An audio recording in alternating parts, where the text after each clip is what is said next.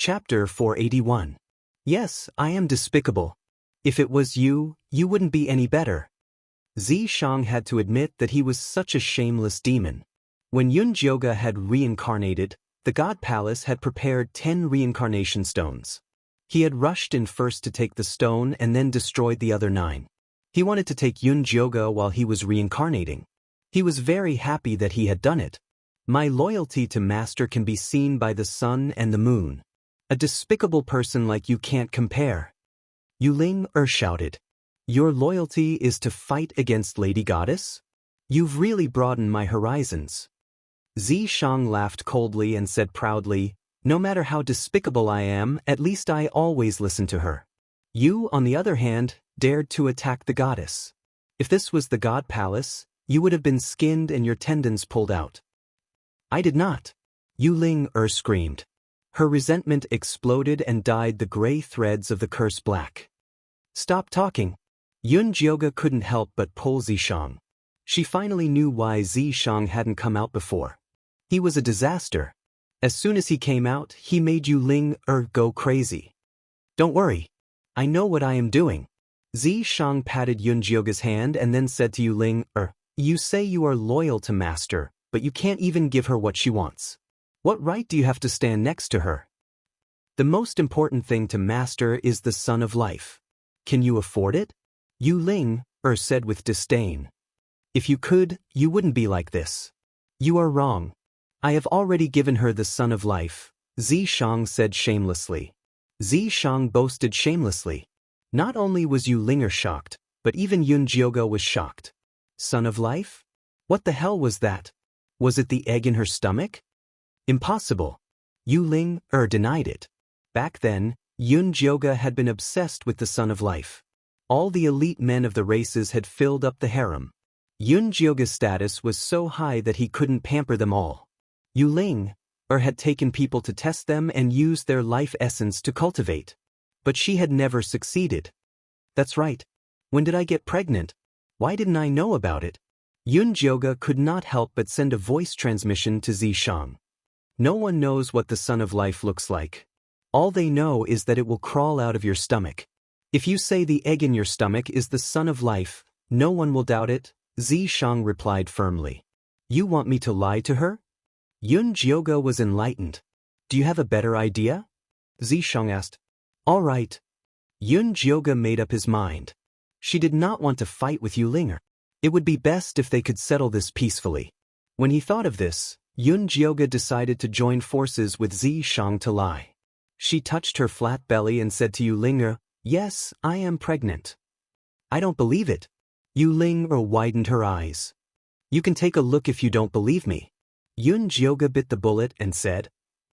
Yuling stared at Yunjioga's abdomen. She saw a small white egg inside. Under her body was the soft red carpet made from her tears of blood. Is this the Sun of Life? Yuling looked at the white egg.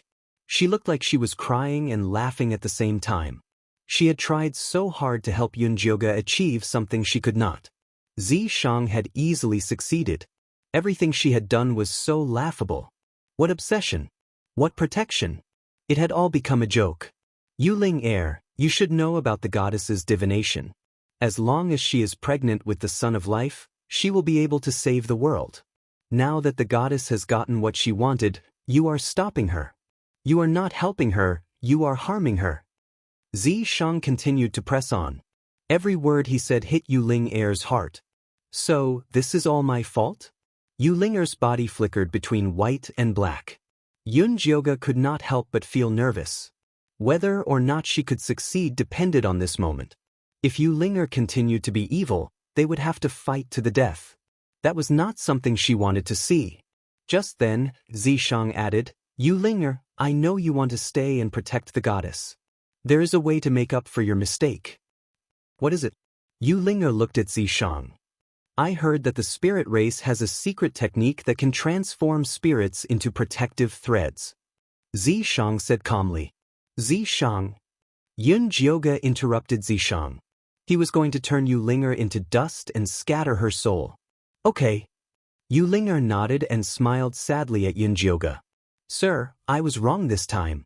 Please do not be angry. Linger, you can still reincarnate. Come find me again. Yunjioga did not want to see Yu Linger disappear forever. If I reincarnate again, I will not be Yu Linger. Sir, let me accompany you for the rest of your days. Yu Linger smiled and closed her eyes. Her body began to dissipate, turning into specks of starlight. They all merged into the curse and the devouring threads. Finally, they condensed into a pale gold thread like moonlight that fell onto Yunjioga.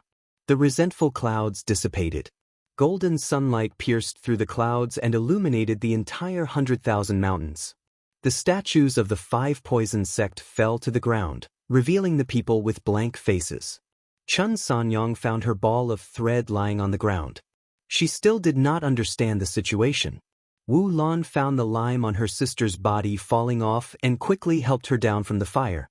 Spirit power returned to the mountains and rivers. The river surged again. The Miao people cheered. The fish, insects, birds, and beasts also shouted happily. Yunjioga looked at the pale gold thread wrapped around her hand with a complicated expression. This is the sky-level spirit thread condensed from Yu Linger's soul power. After you put it in your dantian, it will be of great benefit to your cultivation, Zishang said softly. Didn't you think of all this a long time ago? Yunjioga looked up at Zishang. This is the best ending for her. Zishang did not deny that after he found out Yu Linger had become a spirit, he had been thinking of turning her into a sky-level spirit thread. Despicable! Yunjioga scolded fiercely. She could not feel any hatred. After all, everything Zishang did was for her. Thank you for the compliment. Zishang did not hide his despicable and dirty heart.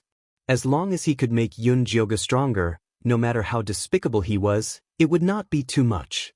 Yunjioga was too lazy to talk to him. She put the moon spirit thread back into her dantian and turned to look at the collapsed temple. She saw Yi Yunji helping Yiyu climb out. Young miss, what happened? Yiyu climbed out of the ashes and looked around with a dazed expression. He was shocked to find that he was already at the middle stage of foundation establishment. He only remembered that after he left the valley with the Een corpses, he was caught in a gray net and dragged away. He did not remember anything after that. Chapter 482. The Divine Temple is gone. Yunjioga said, Divine Temple? This is the Divine Temple? Yiyu was even more shocked. How did young mistress kill that nascent soul realm cultivator without his knowledge? This was too awesome. Let's save Juni Chen and Luo Tian first. Yunjioga was not in the mood to explain. Oh, okay. Yiyu called Yi Yunji over. As he was about to rescue them, he saw Little Ming and Little Red fly out with their respective masters and land in front of Yunjioga. Young mistress, why are you here? Luo Tian was shocked. What happened? How did I become a Golden Core Realm cultivator? Juni Chen was even more shocked. It's a long story. I'll tell you when I have the chance. First, clean up this place and take over 5 poison sect. 10,000 mountains will be yours in the future. 5 poison sect was not a good thing. If they didn't want to steal Yu Linger's blood and tears, they wouldn't end up like this. Yes. Luo Tian nodded without hesitation. He hadn't received a mission from Yunjioga for a long time. Not to mention taking over 5 poison sect, he would even agree to take over Een Corp's sect. What, are you in a hurry to leave? Juni Chen noticed the farewell in Yunjioga's words. Yes. Yunjioga nodded. Little Ming and Little Red flew to her feet and were reluctant to leave. Follow your master. Yunjioga patted their heads and fed them 3 cherry pills. Young mistress, where are you going? Luo Tian asked. I'm going to the chaotic secret realm under the Divine Temple to do something. Yunjioga briefly mentioned the secret realm. She had spent too much time here. She had to enter the secret realm to find Li Wei and Cho Sr. Will go with you, Yiyu said quickly. No need. You have your own mission. Just guard 10,000 mountains. There must be a reason why the Divine Temple chose to set up camp here. Yu Linger had disappeared, but Yunjioga believed it was not over yet. The person who impersonated Li Wei must have something up his sleeves. She could not take care of it alone. She had to have someone she could trust. Eldest miss, don't worry. We will definitely defend the Myriad Mountains. Hearing Yunjioga's words, Luo Tian and the other two felt as though a heavy burden had been placed on their shoulders. We're leaving. Yunjioga bade them farewell in a straightforward manner before he led Zishang down the divine temple. Although the top had collapsed into a large area, the bottom was undamaged, and the dark passageway's death qi was even more intense. Are we really going? Zishang was still thinking about Yuling Er's prophecy that Yunjioga would die in the primal chaos mystic realm. The scion of life was fake. What if something really happened? Of course. Yunjioga nodded.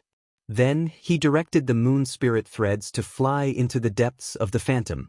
The moon spirit threads spread out and devoured the space, quickly revealing a round black hole. Let's go! Yunjioga led Zishang into the black hole. After a moment of spatial distortion, Yunjioga and Zishang fell to the ground one after another. How did you become so heavy? Yunjioga was heavily pressed down by Zhi's sword. He was nearly flattened into a meat patty. She pushed Zishang away and stood up. She smelled the heavy smell of death. The sky was dark, and the sun looked like it was covered by a black cloth bag. It struggled to let out a little light. The black ground looked like it had been scorched by fire. Wisps of black gas floated in the air. It looked like the end of the world. Oh my God! Yunjioga was extremely shocked. Although she had already expected that this mystic realm would be terrible when she was under the divine temple, she did not expect it to be this bad. At this time, Zishang brought her a piece of bad news. I can't use my demonic power anymore. Are you joking? Yunjioga turned to look at Zishang. His expression was serious. He did not look like he was joking at all.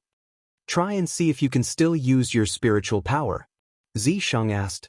Yunjioga tried to use the spiritual power in her body, but she found that her energy center was like dead. She could not use any spiritual power at all. She quickly reached out. Faint golden light floated out, and the moon spirit threads emerged from her fingers. Good thing I can still use God power. Yunjioga sighed in relief. Otherwise, it would be really dangerous to not be able to use any power in this godforsaken place. Let Dummy out. Let him carry us out of here first. Zishang did not look worried. Although he could not use his demon power, the strongest part of the demon race was his physical body. He could still crush all kinds of monsters if he returned to his original form. But Yunjioga used her god power to open the spirit beast pouch and let Dummy out. Ow ow ow. Dummy howled crazily as soon as it came out. It was still struggling with the devouring white threads. Dummy, calm down. It's fine now. Yunjioga was about to comfort Dummy, but she saw its furry face suddenly become dull. It circled in the air blankly, then suddenly flew toward the east. Where are you going? Come back. Yunjioga quickly used her god power to shoot out the moon spirit threads to tie Dummy back. Ow ow ow. Let go of me. I want to go home. I want to go home. Dummy's consciousness surged into Yunjioga's mind, causing her ears to buzz. Wait, what did you say? Go home? Yunjioga shook her head and asked Dummy directly. This is the Chaos Mystic Realm, not the 100,000 mountains. Why are you going home? Go home, go home. Dummy kept shouting this over and over again, and it was struggling more and more intensely. Yunjioga relied on her god power to use the moon spirit threads now. It wasn't worth it to continue wasting time with Dummy. She had no choice but to discuss with Zishang, should we go with it? Go. They were unfamiliar with this mystic realm anyway, so it didn't matter where they went. Dummy, you can go home, but you have to carry us. Yunjioga finished speaking and stuffed 2 cherry pills into Dummy's mouth. Ow ow ow, Master has to go with me. Dummy ate the cherry pill and immediately remembered that Yunjioga was its master. Then let's go. Yunjioga let go of the moon spirit threads that were binding Dummy and sat on Dummy's back with Zishang. Dummy immediately spread its wings and flew toward the east like an arrow released from a bow. Along the way, the ground was dry and cracked like it was covered with scars. There was no green at all and no animals. It was all a dead land. Yunjioga couldn't help but think of Goddess Mountain. If Yuling continued to extract the power of the mountains and rivers, the 100,000 mountains would probably become like this mystic realm, a land of death everywhere. When you sealed it, was this place like this? Zishang suddenly asked. I don't know. I was in a hurry to reincarnate and sealed the revelation of catastrophe in this mystic realm. I didn't pay attention to anything else. Yun Jioga's soul had already left her body. If she didn't reincarnate, it would be too late. She didn't have the mood to pay attention to the situation in this mystic realm. Chapter 483. At that time, Yun Jioga thought that after she reincarnated, she could contact the people of the God Palace through Li Wei and ascend to the position of goddess again. With the power of the Divine Palace, any secret realm would be a small problem. Unfortunately, the world is unpredictable. She took a wrong path in her reincarnation. When she came back, Li Wei was gone. All her plans changed. I'm afraid this arcane realm wasn't born like this. It's a land of death that was formed later on. Keep your divine power safe and don't use it unless it's absolutely necessary. Zishang had a feeling that this arcane realm was not as simple as it seemed. Okay, I got it. Yun Jioga also discovered that although her divine power could be used in this mystic realm, it consumed a lot of energy and took a long time to recover. Just binding dummy just now had used up 1% of its divine power, and it still hadn't started to recover. You don't have to worry too much. Although I can't use my demon power, I can still protect you. Zishang then told her about his demon body. I've known for a long time. Yun Jioga dual cultivated with Zishang every single day, so how could he not know the condition of Zishang's body? Although she hadn't seen Zishang's true form, she was sure that he was very powerful. Therefore, she wasn't too worried about her safety. She was worried about something else. Cho Sen and the others shouldn't be able to use their spiritual power in the mystic realm. I wonder how they're doing now. Although the three of them had abandoned her, Yun Jioga was still worried about their safety. To be exact, he was worried about the two gu worms, Xiao Ying and Xiao Tao. She had already decided that if she saw Nangong Li and Bailey Moyun, she would retrieve her gu worms and beat them up before severing all ties. Since they dared to abandon you and enter the pocket dimension, they must have something up their sleeves. You don't have to worry about this. I believe that Nangong Yu will be able to solve this problem very well. As Zishang spoke of Nangong Yu, a cold light flashed across his face. That woman must have some sort of secret. Just as the two of them were chatting, Dummy finally flew away from the land of death and came to a sparse grassland. The grassland that should have been lush and verdant was now mottled as if it was suffering from diarrhea. There was very little yellow-green grass, and most of the land was brown and dry. Occasionally, there would be a few puddles, but not a single river or stream could be seen. Dummy, where is your home? Yun Jioga could not help but ask. After flying for 2 hours, no matter how fat it was, its stamina was still limited. Ayo. Dummy responded weakly, but he didn't say where his home was. Yun Jioga suspected that Dummy's brain had gone haywire to create a virtual home, so he coaxed it. Dummy, you must be tired after flying for so long. Why don't we take a break? Dummy refused. I still have a lot of cherry pills and spirit water here. You'll only have the strength to continue flying after you eat them, Yun Jioga said to Dummy in a tone that sounded like he was bluffing a child. Dummy hesitated for a moment, but soon let out an unwavering howl, then sped up and continued flying forward. Why is Dummy so persistent? Could it really be that its home is here? Yun Jioga was convinced. Dummy had always been a foodie. To be able to firmly resist the temptation of delicious food, there had to be something more important than food or survival. Can you see the ball of gas in Dummy's head now?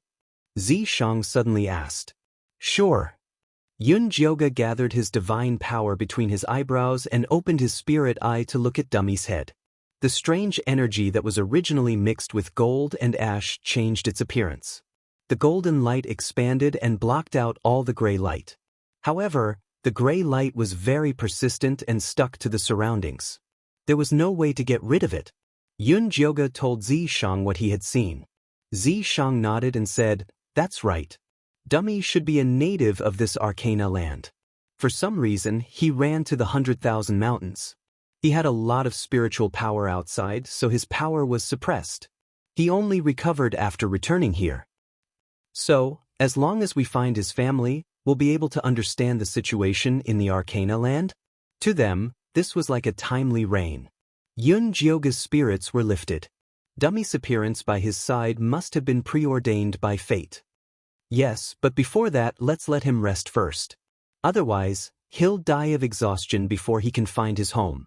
Zishang looked at Dummy's red face and felt like it was going to stop breathing at any moment. Dummy, I'm not feeling well. Quickly put me down to rest. Yun Jyoga changed his strategy. He pressed down on Dummy's head and used his spirit mark to suppress it. After signing a master-servant contract, a spiritual beast must prioritize its master's safety. Dummy had no way of disobeying this iron law. He could only find a hill to land on unwillingly. This hill was not very tall. There was a lot of greenery. There were trees scattered around it, but the bark and leaves were dark red. Feed it. Yun Jyoga took out the cherry pill and spirit water from her storage bag and handed them to Zishang. Zishang frowned. He had never raised a spiritual beast before, and he did not like it. I still need to organize the storage bag. Every time she opened the storage bag, she needed divine power. It was too wasteful. She had to organize some of the commonly used items. Alright. Zishang took the pill and spirit water and began to feed Dummy reluctantly. Dummy did not resist. Instead, it ate quickly. It seemed like it wanted to leave as soon as possible. Pill, food, water. Yun Jyoga muttered as she took out the items she needed. Although Golden Core cultivators could not eat, they could not use their demonic power and spiritual power. It was better to take out some as backup. After preparing the necessities for survival, Yun Jyoga took out the evil sword. The last time she saved Een Shirley, the evil sword had been devoured by sea. It was now a piece of scrap metal. However, the material of the evil sword was very good. It was still extremely sharp. It could be considered a divine weapon among ordinary iron. It should be useful to keep it. Ow ow ow. After Dummy quickly finished the cherry pill and spirit water, it shouted at Yun Jyoga. Are you ready? Let's go. Wait a little longer. Yun Jyoga was considering whether to release Fei Fei and the treasure-seeking scorpion from the spiritual beast bag. Ow ow ow. Hurry, hurry, hurry. Dummy began to urge her. After returning to this mystic realm, its ability to express itself had improved a lot. Yun Jyoga's ears were starting to suffer. Alright, let's go now. Yun Jyoga decided not to release the spiritual beasts. One dummy was noisy enough. Adding Fei Fei would definitely make her ears explode. Yun Jyoga carried the bag and was about to climb onto Dummy's back. Zishang suddenly hugged her and rolled to the side. Then, a black arrow whistled through the air toward Dummy. Chapter 484. Dummy instinctively opened its mouth and spat out a flame to knock the arrow away. Then it looked around in anger. Who is it? Yun Jyoga stood up and realized there were many people lying in ambush around the hill. No, to be exact, they weren't just humans. These people only had a piece of animal skin around their waists. Their naked bodies were the same brown as the earth. It was hard to tell where they were when they lay on the ground. They looked like humans, but the thick tail behind them looked like lizards. Were they demons? Yun Jyoga asked Zishang with his eyes. Zishang shook his head and said silently, Beastmen. Beastmen and demons were two different things. Beastmen mainly had beast instincts. They would have beast marks on their bodies and acted like wild beasts. Demons, on the other hand, could cultivate inner cores. They had the possibility of becoming demon immortals. They were much more advanced than beastmen. Lady, don't be afraid. We'll save you after we kill this damned birdman. A clear voice came from the tree. It wasn't the common language of the Tsanglan continent. It was a very stiff and strange language. Fortunately, Yun Jyoga activated his talent of the spirit of speech after putting away the demonic cauldron. He could naturally understand them. Yun Jyoga looked in the direction of the voice and found a leopard youth on a big tree in the distance. It had fluffy brown hair, round ears, deep facial features, wheat-colored skin, and faint golden spots on its face and body. It wore a piece of cloth around its waist and had a long tail behind it. Wait, are you misunderstanding something? This is my spirit beast mount, Not some birdman, Yunjioga said loudly. Your mount. The leopard youth stilled and then shouted, You must have been tricked by it. It's not a mount. It's the prince of the eagle race, Ling Fei. Lady, among the beastmen, only Ling Fei can completely transform. He's also very fat. You should have heard of this rumor. A lizard youth stood up from the ground. He looked no different from a human. Other than his ears that were open like umbrellas, his facial features were very handsome. He wasn't inferior to the leopard youth. The avians don't have any females, so they go around snatching women from other races back to Eagle Cliff. When they lay eggs, they eat them. They are the cruelest and most vicious race in the world. The young panther shouted angrily. That's right, young lady, you mustn't be fooled by him, the lizard man chimed in. Dummy, you're so bad. Yunjioga couldn't help but pat Dummy's fat head. Awoo, let's go home. Dummy didn't even look at the two orcs. It was focused on delivering the message to Yunjioga. Go home with Dummy first, Zishang said to Yunjioga telepathically. These beastmen aren't good people either. Why do you say that? Yunjioga asked curiously. She felt that these beastmen were quite nice. At least they were willing to save her, a woman they had never met before. Look at their eyes carefully. They are full of hunger and greed. It is probably one of their traditions to bring women back to lay eggs and eat them, Zishang said. Yunjioga then looked at the other lizard men lying on the ground. These lizard men were different from the two who had just spoken. They were rational and handsome. They looked more like wild beasts. Their bodies were thin and dry, which was the result of long-term starvation. They looked at Zishang and Dummy with greed and desire in their eyes. It was as if they were looking at two big pieces of fat meat. However, none of these lizard men looked at Yunjioga. It was as if she already had a master and could not be offended. If Dummy is really the Eagle Prince, then you can be the master of the Eagle Clan. I believe they will be more reliable than these orcs, Zishang said. Alright, let's go back with Dummy first. Yunjioga made a decision in an instant. She then used her divine sense to send a telepathic message to Dummy. Dummy, let's go. Work. Dummy immediately spread its wings and flew into the sky. Zishang carried Yunjioga and jumped onto its back the moment it flew. The whole process took only 2 breaths. The orcs surrounding them did not expect them to run away without saying anything. It was too late to shoot arrows. Damn it. The leopard youth was so angry that his tail bristled. If he had known earlier, he would have shot Ling Fei before it ran away and then taken the woman away. It's okay. They must have returned to Eagle Cliff.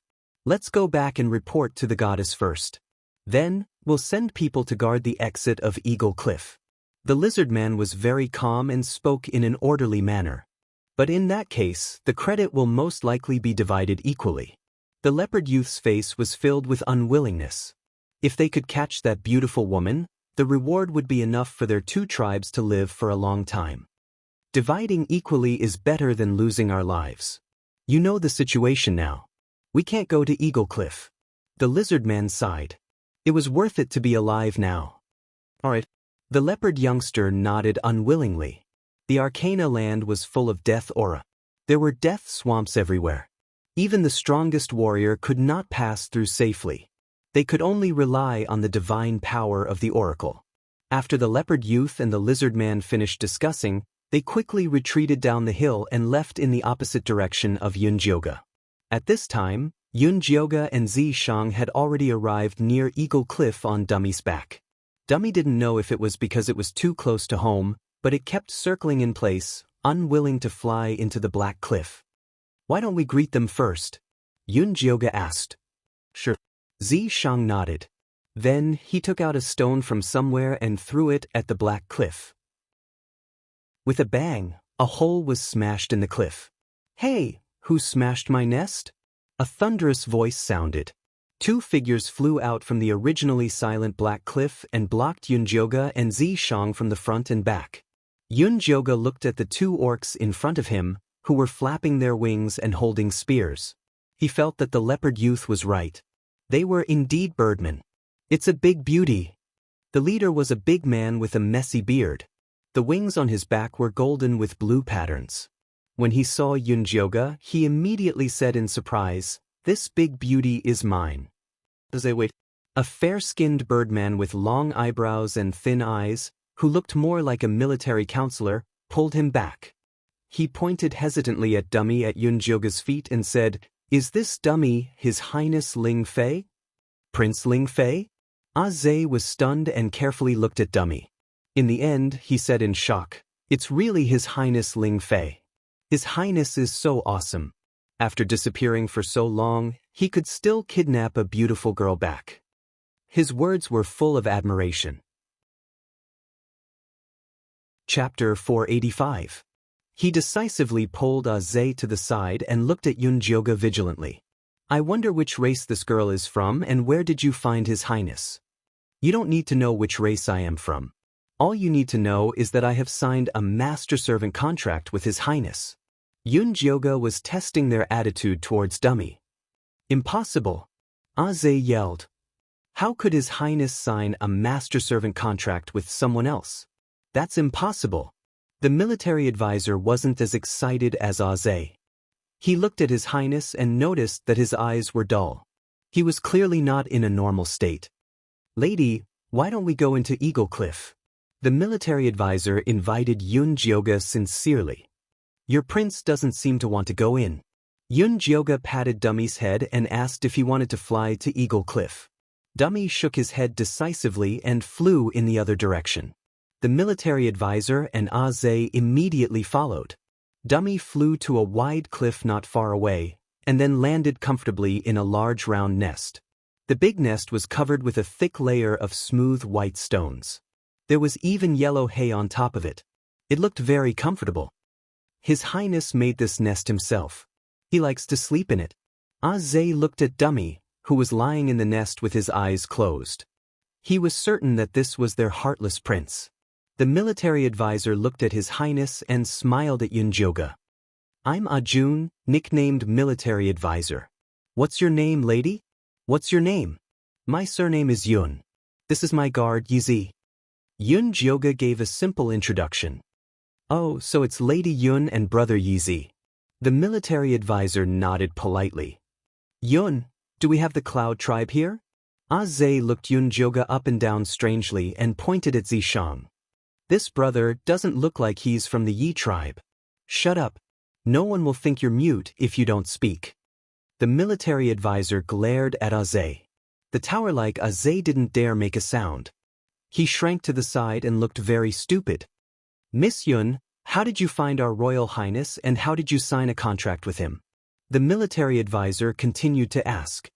"Before I answer that question, I'd like to ask you what's going on with your Eagle tribe. I've bumped into a leopard tribe and a lizard tribe on my way here. They didn't seem to have a good impression of you." Yunjioga skillfully threw the question back at them. "Two, it must be the little leopard and big ears. It's one thing for these two to betray our Gulai god and join that god messenger, but they dare to spread rumors about the eagle race. I must kill them." Zhe roared furiously. Ajun was rather calm. He explained to Yunjioga, "You're talking about the leopard prince, Little Flower, and the lizard prince, Doll. They're not on good terms with us because of their differences in tribal development." "Is that so? Why don't you tell me?" Yunjioga smiled. It was obvious that if they didn't explain things clearly, they wouldn't be able to get Dummy's attitude from him. Actually, everyone in the orc race knows this. There's nothing to hide. The military advisor continued. There were 79 tribes in this chaotic secret realm. In the past, due to sufficient food, everyone lived peacefully without any conflicts.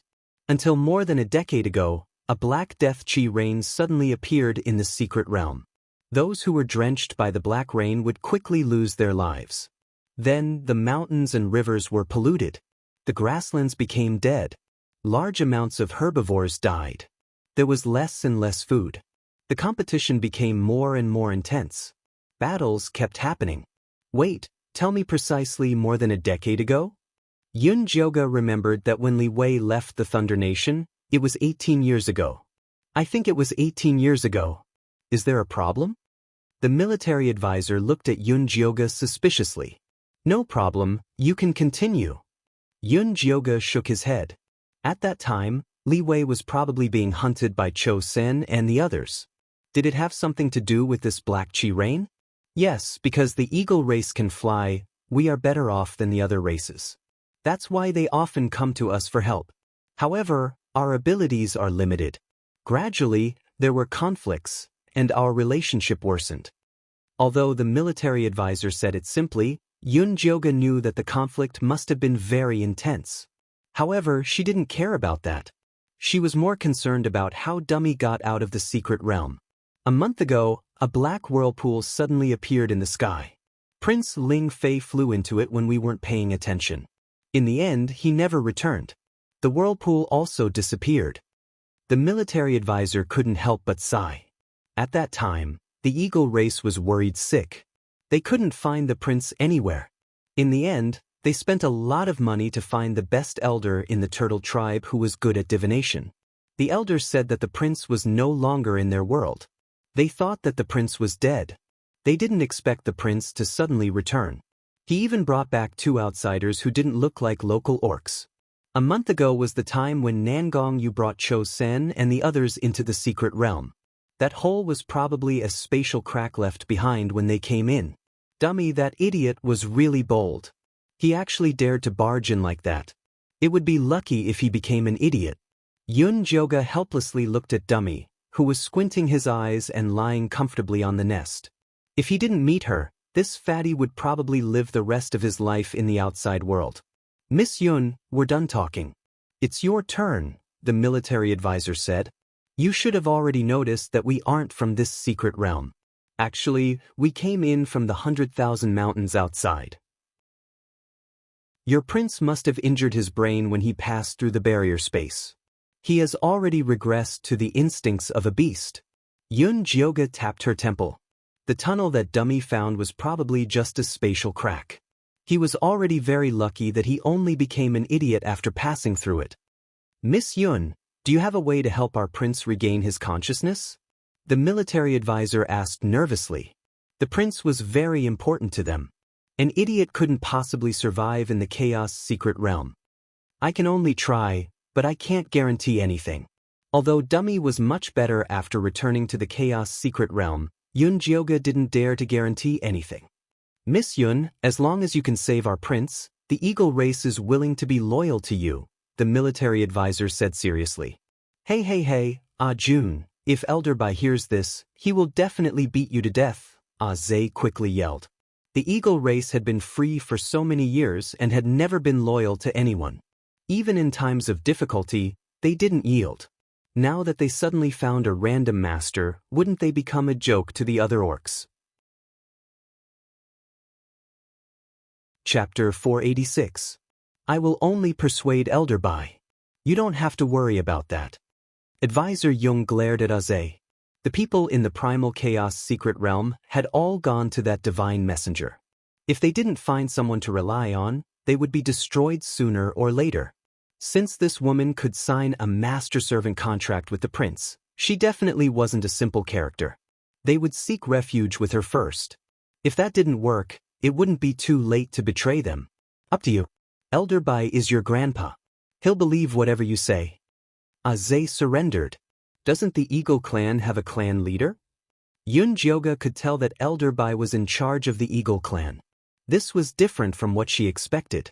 The clan leader sacrificed himself to protect our people in the Black Rain 20 years ago. Elder Bai raised the prince, Advisor Jung said with a pained expression. I see.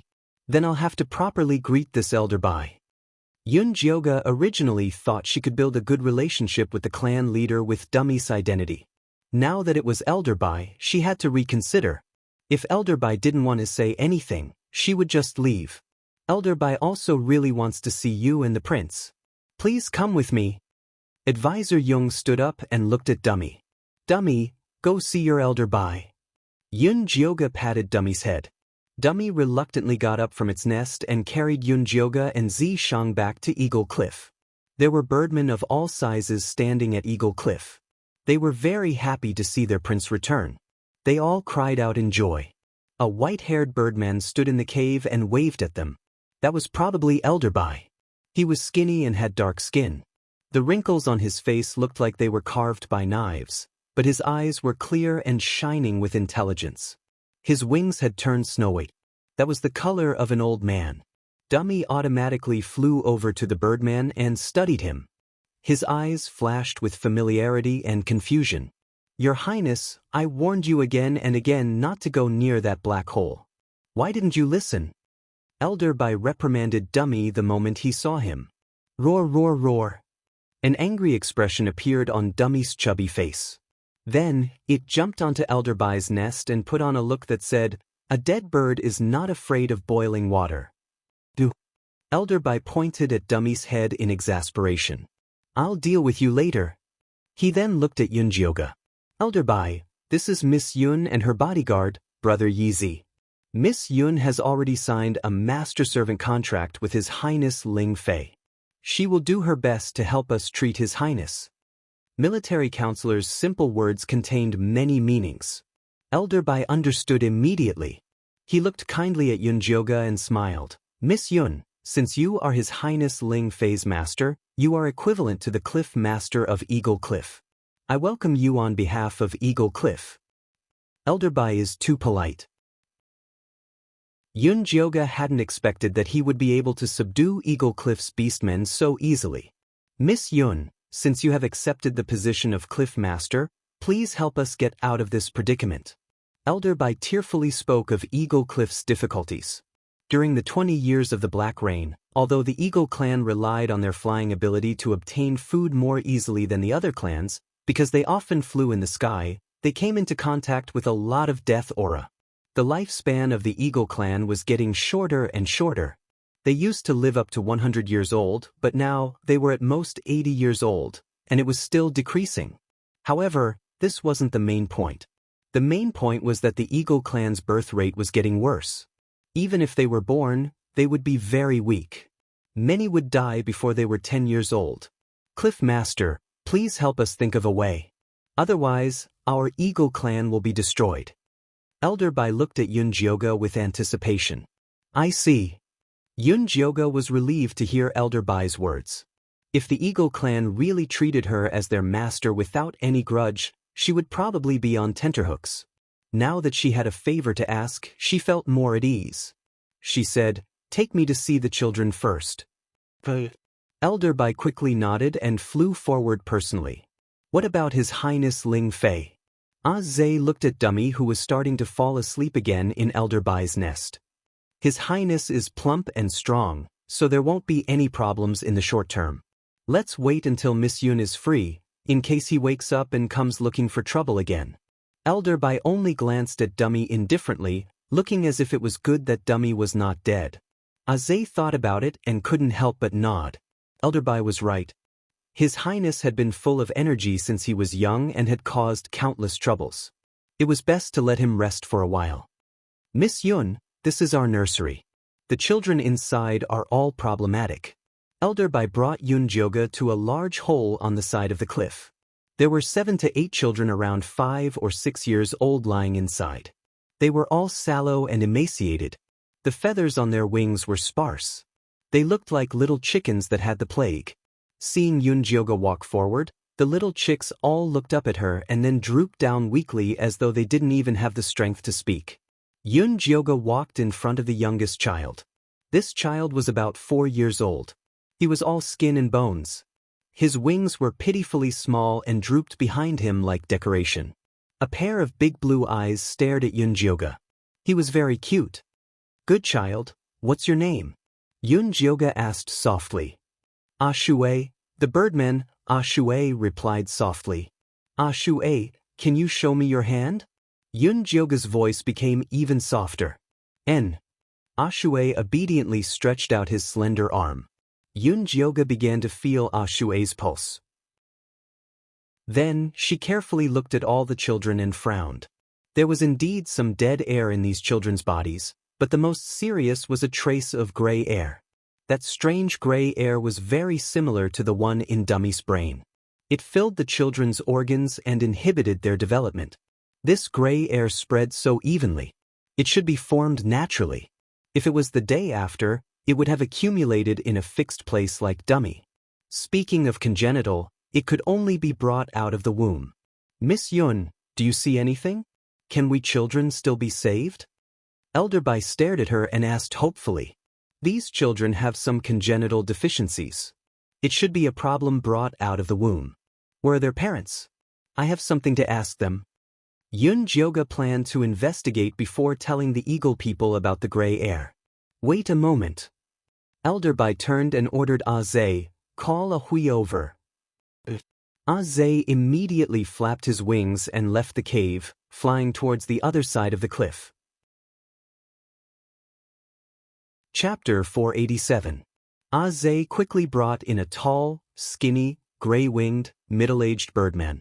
This birdman called Ahui was very skinny with protruding cheekbones and a long scar across the right side of his face. He looked very fierce. Ahui greets Elderby. Ahui seemed to be very respectful to Elderby. Miss Yun, this is Ashue's father. Ask him if you have any questions. Elderby said. Where's Ashue's mother? Yun Jyoga realized that he hadn't seen a single female in all this time at Eagle Cliff. Was she really eaten after giving birth? She passed away in childbirth. Although Ahui's voice was cold, his eyes flashed with real pain. It could be seen that he still had feelings for his wife. Sorry. Yun Jyoga lowered his voice and asked, Then do you remember what your wife ate when she was pregnant with Ashue? Ahui nodded and said, her appetite was very bad and she didn't want to eat anything. I specially went to Blue Water Lake to find the freshest gaga grass for her.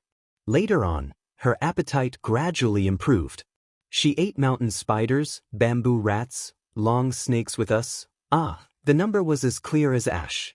The more Yun Jyoga listened, the more speechless he became. These things didn't sound nutritious. How could a pregnant woman eat this every day? Ahui very sensitively noticed Yun Jyoga's thoughts and said with some anger, this was the best I could find. Many pregnant females didn't eat as well as she did. That's right, Ahui was a hunter. It was winter then and food was very difficult. A few elders in our tribe almost starved to death. Elderby sighed. Their eagle tribe was the king of the sky, but they couldn't let their people survive the cold winter. What a shame. Okay, can you show me the food? Yun Jyoga corrected his wrong thoughts. This wasn't the rich 100,000 mountains but a barren land ravaged by death chi. Finding food here was probably harder than ascending to heaven. We have stock in our warehouse. I'll show you. Elderby brought Yun Jyoga to the Eagle tribe's warehouse. The warehouse that was opened up in the cliff was very big and very cold. However, there was too little food so it looked very empty. Last winter, the snow came very quickly. We almost couldn't make it because we weren't prepared enough. That's why we started preparing supplies early this year. These are the foods specially prepared for pregnant women. Elderby opened a big wooden box. Inside, there were dried spiders, poisonous snakes, field mice, and other things. Yun Jyoga's face couldn't help but twitch. Could such a small amount of food fill his stomach? It seemed that the survival of the beastmen was much more difficult than she had imagined. These are the food that our eagle tribe often eats. Also, this gaga grass is especially loved by pregnant women. It only grows in the Naga tribe's territory near Blue Water Lake. Every time we go there, we have to fight them to get it. Elderby took out a handful of sugarcane like black grass as if he was presenting a treasure. Yun Jyoga took it and smelled it. Then he broke it off and tasted it. There was a hint of fishy smell in the sweetness. She opened her spirit eye and found that the gaga grass contained traces of gray gas, just like the ones in Shui and the others' bodies. It seemed that this was the reason why the children were so weak. You said that this gaga grass grows in Blue Water Lake. What kind of place is Blue Water Lake? Yun Jyoga asked as she put down the gaga grass. Blue Water Lake is the largest lake in the land of chaos. When the black rain comes, every tribe will send 10 warriors to protect Blue Water Lake. That's why the water there is the cleanest. Every tribe has its own territory in Blue Water Lake. However, the gaga grass only grows in the Naga tribe's territory, Elderby explained. I want to see the gaga grass. Yun Jyoga felt that something was wrong. This Blue Water Lake wasn't polluted by the death aura. How could the gaga grass grow the same gray gas as the one in Dummy's brain?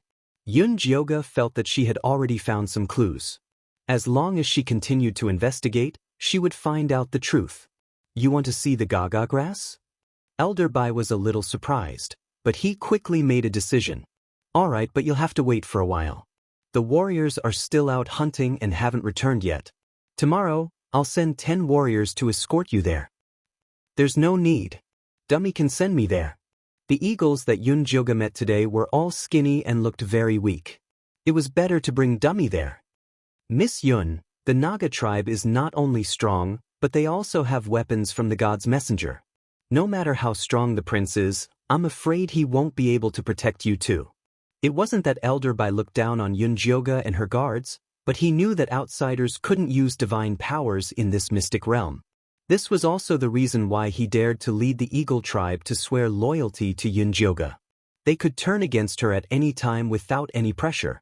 God's messenger? Yoon couldn't help but look at Zishang.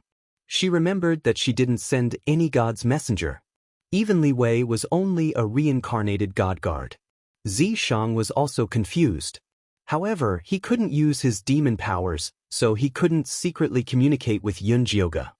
He could only shake his head and signal that they would talk later. Is the god's messenger male or female?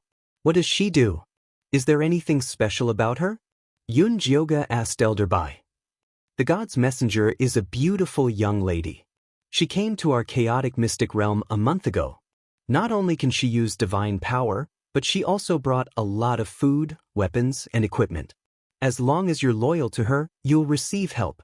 Many tribes in our mystic realm have already submitted to her. The Naga tribe was the first tribe to submit to the god's messenger. They exchanged for a poisoned crossbow from the god's messenger. It's specifically used to deal with the Eagle tribe. We've suffered a lot from it, Elder Bai said. If this god's messenger is so good, then why did the Eagle tribe submit to her instead of me? Yoon didn't think that she had any kind of charm that could charm Elder Bai. There's no free lunch in this world. I don't believe them. If His Highness hadn't signed a contract with you, I wouldn't have believed you either.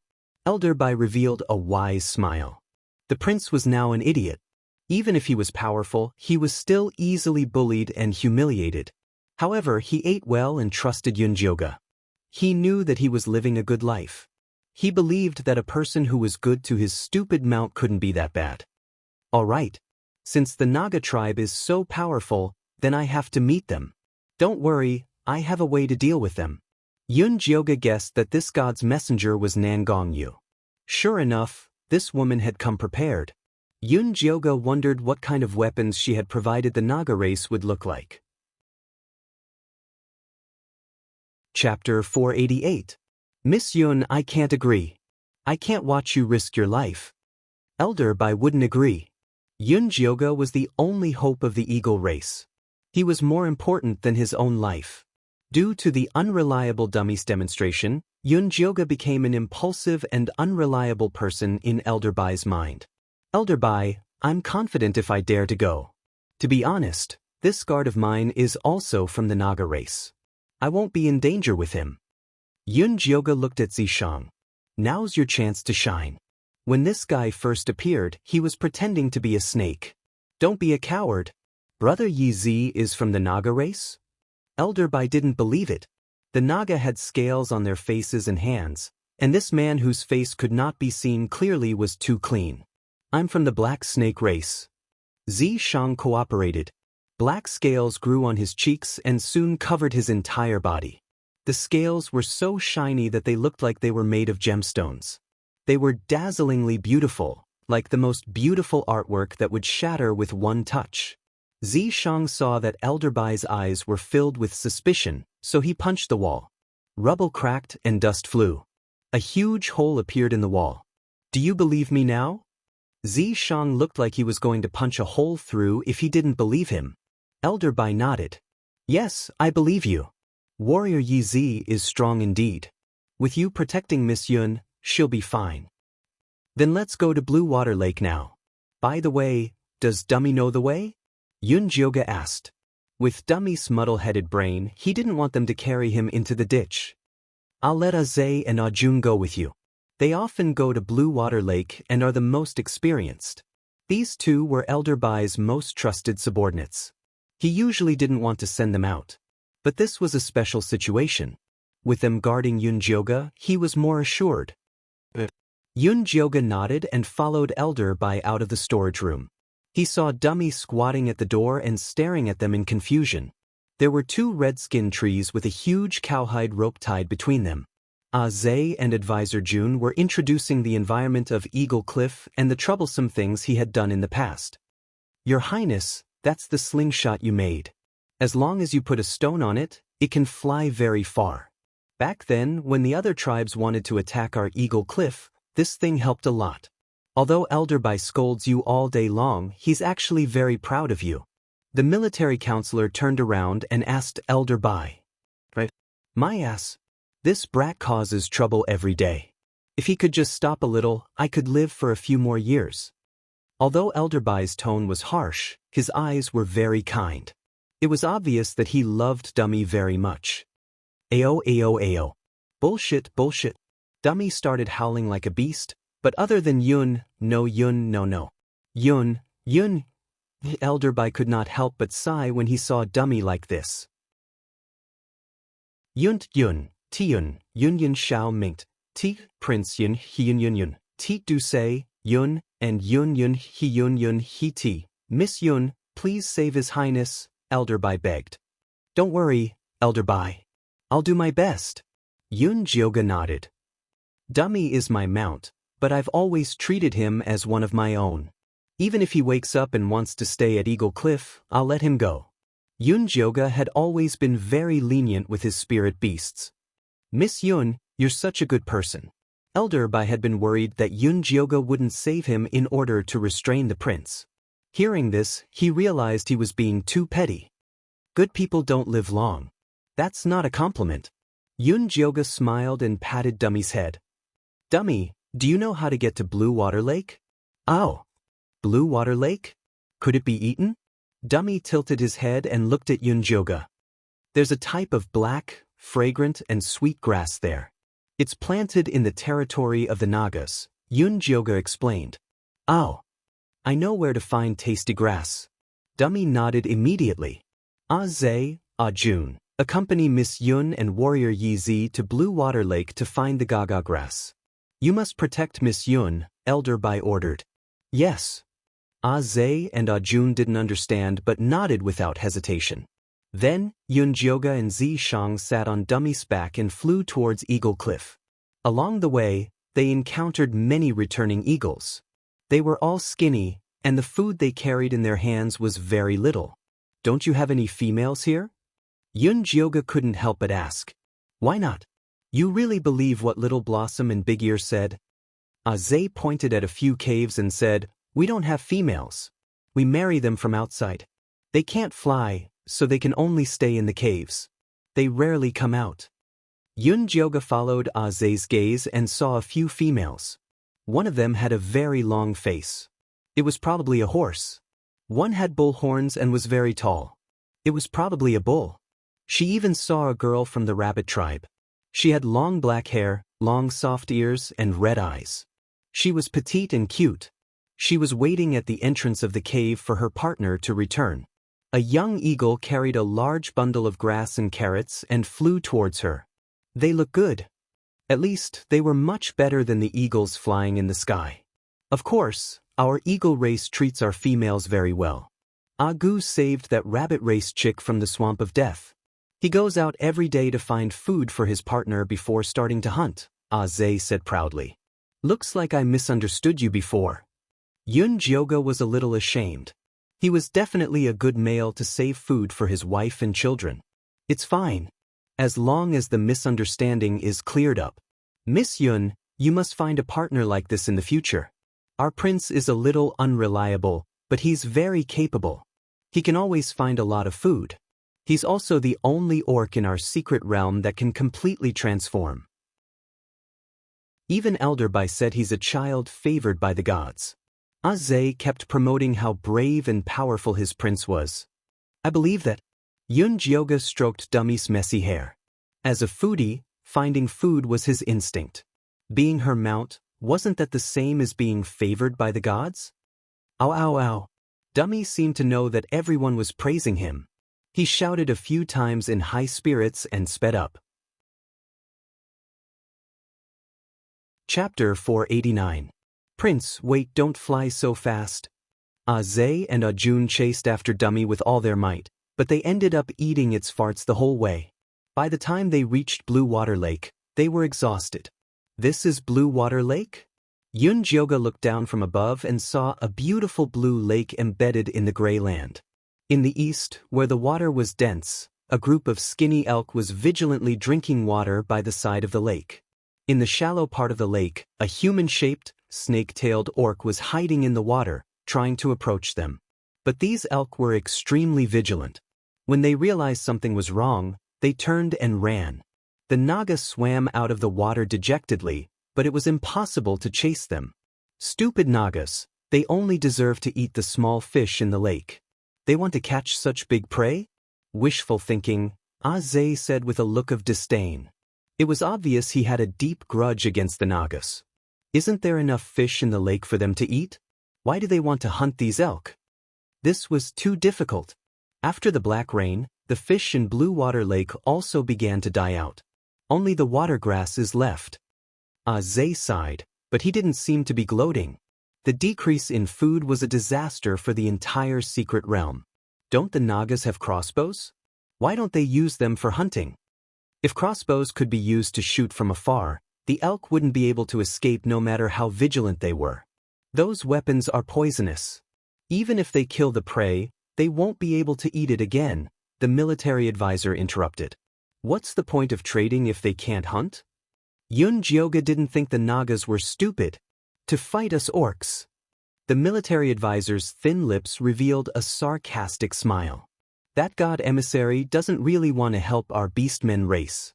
He only wants to provoke a war, but these fools still believe in him. Sooner or later, our race will be exterminated. I don't think they want to believe them, but they have no choice. Yun-jyoga watched as the naga returned to the water. It bobbed up and down but still couldn't find food. It looked very pitiful. Whatever, ignore them. Let's find the gaga grass and go back, Zay said. Where is the gaga grass? Yun-jyoga asked. It's near their territory. We have to go there a bit more, Zay said with experience. Ow ow ow. Without waiting for Zay to lead the way, Dummy flapped its wings and flew over. After a while, Yun-jyoga discovered a large patch of gaga grass planted in a depression. It was black and shiny, and its growth was spectacular. 2 naga warriors were enjoying the cool in a shady place. 4 female nagas were weeding in the field, and their service was very meticulous. Don't the naga eat meat? Why would they spend so much effort to grow the gaga grass? Yun-jyoga had thought that the naga tribe protected the gaga grass to repel foreign enemies, but now he realized that this was not the case at all. They would eat a little from time to time, but they wouldn't plant them in large amounts like they are doing now. I heard that the oracle asked them to plant them in exchange for weapons, Jun said. Right now, there are only 2 warriors and a few females. We can fly down and pluck a few before leaving, Zay said. Alright, let's take a look first. If the distance was too far, using the spiritual I would consume a lot of spiritual energy. Yun-jyoga decided to take a good look at the gaga grass after obtaining it. I'm going down. Then, Zay flapped his wings and flew down. The soldiers who were resting on the side quickly picked up their crossbows and fired at Zay. Their archery skills were very good, and they took turns to lock down Zay's movements. Zay could only fly up and couldn't get close. I'll go cover. Strategist couldn't help but go down. However, it was useless for him to go down. The few females grabbed the rocks beside them and threw them at him. This greatly affected Jun's mobility. Just when Yun-jyoga was thinking about whether to go down and help, Zishang suddenly said, "There's an ambush. Those 2 chicks are in danger." As soon as he said this, a dozen nagas suddenly appeared in the empty valley. A row of crossbows was aimed at Zay and strategist who were flying low. Yun Jyoga immediately flicked his moon spirit threads on Aze and Strategist and used the elasticity to pull them up. A row of crossbow bolts flashing with a cold light shot out in unison. Aze and Strategist broke out in cold sweat. They were so close to turning into beehives. Miss Yun, these Nagas seem to be prepared. Why don't we leave first and come back when we have enough people? Strategist looked at the increasing number of Nagas below. The row of crossbows was like the scythe of death. No need, you two retreat first. I'll go down with Yi Zi. Yun Jyoga didn't just come to study the Gaga grass this time. He also wanted to subdue the Nagas. Miss Yun, don't be impulsive. Strategist quickly shouted. But it was too late. Zishang had already jumped off Dummy's back with Yun Jyoga. They landed on the ground and blasted a hole. Fierce, you despicable person. How dare you ambush us? Come and kill me if you dare. Aze didn't dare to fly too low. He could only provoke the leader of the Nagas. The leader of the Nagas was a young man. His long blonde hair was tied up by his neck with a straw rope. He had pale skin and exquisite facial features. His long eyes were slightly slanted. He was gloomy yet gorgeous. Below his waist was a ringed snake tail. He ignored Aze's provocation and ordered the people behind him, "Get rid of this man and take the woman." As soon as he finished speaking, the Nagas all attacked Zishang, who was beside Yun Jyoga. Dozens of arrows flew toward Zishang. The scales on Zishang's body abruptly grew out, and he reached out with his hand to grab all the arrows. "Don't fight back," Yun Jyoga quickly stopped him. These Nagas weren't like the 5 poison cult members. They probably didn't have the antidote. She would be the one suffering. Zishang heard Yun Jyoga's order. The arrows he threw at the Nagas all flew to the rocks on the side and shattered into countless pieces. His slender pupils constricted. He had never thought that this mysterious man would be so powerful. Most importantly, the scales on this man's body were somewhat similar to the Naga race. Could it be that he was also a Naga? No, Nagas couldn't completely transform. He didn't have a snake tail. He might be a different race. The divine messenger had given the order to all those who surrendered. If they could catch the woman flying to Eagle Cliff, they would get large amounts of food. It was already autumn. Winter wasn't far away. It was especially hard to get food this year. There were fewer and fewer fish in Blue Water Lake. They weren't good at hunting on land. If they couldn't get the divine messenger's food reward, this winter would be very difficult. Even if they could hibernate, many people would die. Especially those cubs. None of them would survive. Thinking about this, he immediately threw those messy thoughts to the back of his head and ordered his people, "Continue attacking." Chapter 490. With that, Meng put down his crossbow, grabbed 2 daggers, and pounced towards Zishang. His movement speed was very fast. The daggers in his hands were made of refined iron, and the venom he extracted from his own poisonous fangs was smeared on them. Zishang did not dare to underestimate Meng's attack, and he protected Yun Jyoga behind him as he fought with Meng. Meng was agile, and his body was unbelievably soft. His movements were fast and accurate, and he had great strength. If it was any other cultivator who had lost their spiritual energy, he would definitely be a terrifying killer. However, Zishang was strong to begin with, and he blocked Meng's attack with every move. He quickly found an opening that Meng revealed, and punched him in the chest, sending him flying. Meng's body crashed into a rock, and he slid down in a sorry state, and blood immediately seeped out of the corner of his mouth. "Chief!" The snake men saw that their chief was actually sent flying, and they hurriedly surrounded him. The remaining warriors stood outside in a defensive position, and their snake eyes shot out rays of anger as they stared fiercely at Zishang. Zishang looked at them coldly, but he did not have any intention of attacking. "Everyone, don't be afraid. Actually, this friend of mine is also a snake man." Yun Jyoga tugged on Zishang's sleeve and said softly, "Hurry up and show your snake tail." Didn't he like to show his tail in the past? Tisk! Zishang had no choice but to appear in a half-human half-snake form, and he had already stopped being a snake demon for many years. However, Since Yun Jioga had instructed him, he obediently turned his lower body into a snake tail. The long black snake tail was dazzling, and the power contained within it was even more terrifying. "You're actually a snake man?" Meng's eyes lit up, and he moved his golden and black snake tail, wanting to touch Zishang's tail. Scram! Zishang's face darkened, and he whipped Meng's snake tail away. CSI! Meng was in pain from the whip, but he still revealed a happy expression, and said to Zishang, "Warrior, since you're a snake man, why are you mingling with the eagle race? There are enemies." Eagles fed on poisonous snakes, and although the eagle race had never eaten the snake men, the food supply in the mystic realm was getting more and more scarce, and in the long run, it was hard to guarantee that the beast men wouldn't eat each other. Meng had always been on guard against this day, which was why he had sought refuge with the oracle early in order to exchange for weapons. "You're wrong. The eagle men are not your enemies. Your enemies are the aura of death and hunger. You should work together to overcome this crisis. You will only make things worse if you keep killing each other," Yun Jioga said as he took the opportunity to step forward. "And who are you?" Meng looked at Yun Jioga suspiciously and warily. "My surname is Yun. I believe your divine emissary has mentioned me to you before. Otherwise, you wouldn't have risked your lives to capture me," Yun Jioga said with a faint smile. "The oracle didn't mention your origin. She only said that if we catch you, we can go to them and exchange you for a large amount of food." Meng was an honest young man. He directly spoke the truth. "Haven't you thought about why this oracle wants to capture me?" Yun Jioga asked patiently. "No." Meng shook his head honestly. The oracle was an honorable person. How could they dare to ask for her opinion? "Then I'll tell you." Yun Jioga cleared his throat and began to bluff again. "The reason your oracle wants to capture me is because we can bring you hope.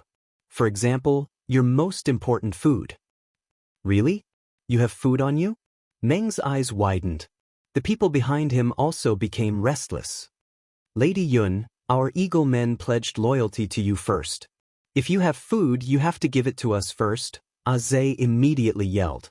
"Pfft, you eagle men piss off." Meng spat at Aze and then said to Yun Jioga passionately, "Lady Yun, you're friends with this Naga warrior. That means you're a friend of our Naga race. As long as you can give us food, we'll do anything you want. Lady Yun, you're the master of our prince. You can't abandon the eagle men." Aze panicked. "Lady Yun, as long as you can provide food, you can even be my master."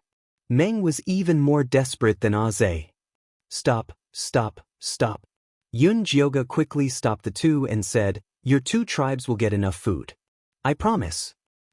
"Lady Yun, can I ask where your food comes from?" Meng was a bit hesitant. Judging from the eagle men's attitude, the food probably wasn't placed at Eagle Cliff. If Lady Yun placed a large amount of food somewhere else, then he would have to send some tribesmen over to help protect it. "Don't worry about that. Let's talk about the Gaga grass first." Yun Jioga wasn't stupid enough to take out food from her storage bag in front of them. Although she had a lot of food in her storage bag, it could only help them temporarily. The most important thing was to help them improve their environment and teach them how to support themselves. "Lady Yun, the oracle told us to plant these Gaga grass in exchange for weapons. If you like it, feel free to use it," Meng said very generously. He wanted to exchange weapons in order to prevent sneak attacks from the eagle men. Now that they had formed an alliance with the eagle men, the Gaga grass wouldn't be of use anymore. "I don't think the Gaga grass is for food. It's for research on the—" Before Yun Jioga could finish her explanation, a crunching sound came from behind her. She turned around stiffly and saw Dummy squatting in a corner of the Gaga grass, happily eating. There was already a pile of black residue at his feet. Yun Jioga quickly opened her spirit eye to take a look. She realized that the gray gas in Dummy's brain had indeed thickened. "Dummy, get over here." This was the first time Yun Jioga lost her temper at Dummy. Ayo. Although Dummy didn't understand, he still obediently rolled in front of Yun Jioga. "Sooner or later, you will die from eating." Yun Jioga pointed at Dummy's head in disappointment. "Ayo, ayo, ayo." Dummy was still unconvinced. In front of delicious food, There would be no joy in living if he didn't eat. You dare to talk back after eating. Go over there and stand. Yun Jyoga angrily pointed at a large rock at the side. She was prepared to punish Dummy by making him stand. She had to take this opportunity to teach Dummy a lesson. Otherwise, if she allowed him to eat randomly, there would be problems sooner or later. Ayo! Dummy didn't want to go. Zishang, bring him over. If he doesn't repent, then don't let him come back. Yun Jyoga threw Dummy to Zishang. Zishang carried Dummy's fat body with a look of disdain. After sealing his meridians, he stood in a golden rooster posture as punishment and watched Yun Jyoga's situation from the side. After Yun Jyoga vented her anger, she turned to see Aze, advisor June, and Meng looking at her with a dumbfounded expression. Only then did she realize that things weren't going well. Chapter 491. It was over. It would be troublesome if they misunderstood that he didn't treat Dummy well. Yun Jyoga quickly explained to Aze and military advisor, the reason your prince became an idiot was because his brain was blocked by a gray chi. He was much better after he came back, but after eating this grass, it worsened. That's why I'm so angry. Miss Yun, just teach His Highness Ling Fei a lesson. He's indeed too naughty. Because the tribe leader passed away early, the people in the tribe let him have his way. If you can teach him well, the entire eagle tribe will be grateful to you. Aze looked at Yun Jyoga excitedly. In the past, Elder Bai had wanted to punish the prince countless times, but he would always get away with it. If he was punished too harshly, he would even bring out the former tribe leader and nag at him. No one had the heart to do it, and in the end, he became a demon king. He even dared to charge through the holes in the sky. Now that Yun Jyoga was willing to teach him a lesson, they were happy. Seeing that Aze was truly grateful and military advisor wasn't unhappy, Yun Jyoga was relieved. At this moment, Meng suddenly interrupted, Miss Yun, you just said that Ling Fei became an idiot because he ate our grass. Is it poisonous? That's right, it's your grass that's poisonous. That's why our tribe's cubs are so weak. None of them can live past 10 years old. Aze pointed at Meng and yelled. Meng's face immediately paled. Their tribe was also experiencing a situation where cubs died young. Because everyone was in the same situation, they thought it was because there wasn't enough food. They just desperately searched for food. They didn't expect it to be caused by the grass. Your grass is indeed problematic. You've been planting it for so long. Haven't you noticed anything different from before? Yun Jyoga asked. Orcs had a long-standing habit of eating the grass. There was no problem before, so it must have mutated recently. In the past, the gaga grass was hard and dry, and there wasn't much water, so it didn't grow very fast. However, ever since the oracle gave us a new planting recipe, the gaga grass grew very fast. It basically grew again and again after we cut it. The god's messenger asked us to cultivate it, and he said that he will promote it in our chaos mystic realm, so that all beastmen can eat the fresh and delicious gaga grass. Meng said with a pale face. Because their tribe's territory was rich in gaga grass, their tribesmen didn't like to eat it. Only pregnant women who wanted to change their appetite after pregnancy would eat more. What kind of secret technique did they teach you? Let me have a look, Yun Jyoga said, extending his hand. This is it. He took out a wooden box from the animal skin bag he was carrying on his back. When he opened it, there were many gray fruits inside. He handed one to Yun Jyoga and said, just grind the fruit, mix it with water, and sprinkle it on the ground. Yun Jyoga picked up the gray fruit and sniffed it. He didn't find any strange smell. She then opened her spiritual eye to observe carefully, but she did not discover anything special. Let me have a look, Zishang walked over and said. Yun Jyoga handed over the gray fruit. Zishang looked at it carefully. Finally, he wiped it with the hem of his clothes, scraped some powder, and was about to pour it into his mouth. You're crazy. You don't even know what it is and you dare to eat it. Yun Jyoga hurriedly pulled Zishang's hand and snatched the gray fruit. That fat bird was fine after eating it. Nothing will happen to me. Zishang said indifferently. How can you be so sure? What if something happens? Yun Jyoga glared at Zishang. He was also a troublemaker. I was wrong. I won't eat random things in the future. Zi Shang admitted his mistake. Although Yun Jioga was fierce, it felt good to be cared for by her. Meng, grind this fruit and pour it on me. Yun Jioga placed the gray fruit back in Meng's hands. Okay, please wait a moment. Meng called over a rather old female snake person and told her to pour water on the gaga grass as usual. The female snake person took the gray fruit and smashed it into powder. Then, she mixed it in a bucket of water and carried it to the field. After being watered, the gaga grass looked very energetic. The black color was very pure. It looked very tempting. Meng Qi really wanted to try it. How is it? Did you see anything? Zi Shang asked. Not yet. Yun Jioga moved her gaze away from the gaga grass and looked at the female snake person in charge of watering the field. This female snake person looked to be around 50 years old. Her hair was white and her face was full of wrinkles. Her eyes were a little turbid. She stood there in a daze like a wooden person. What's your name?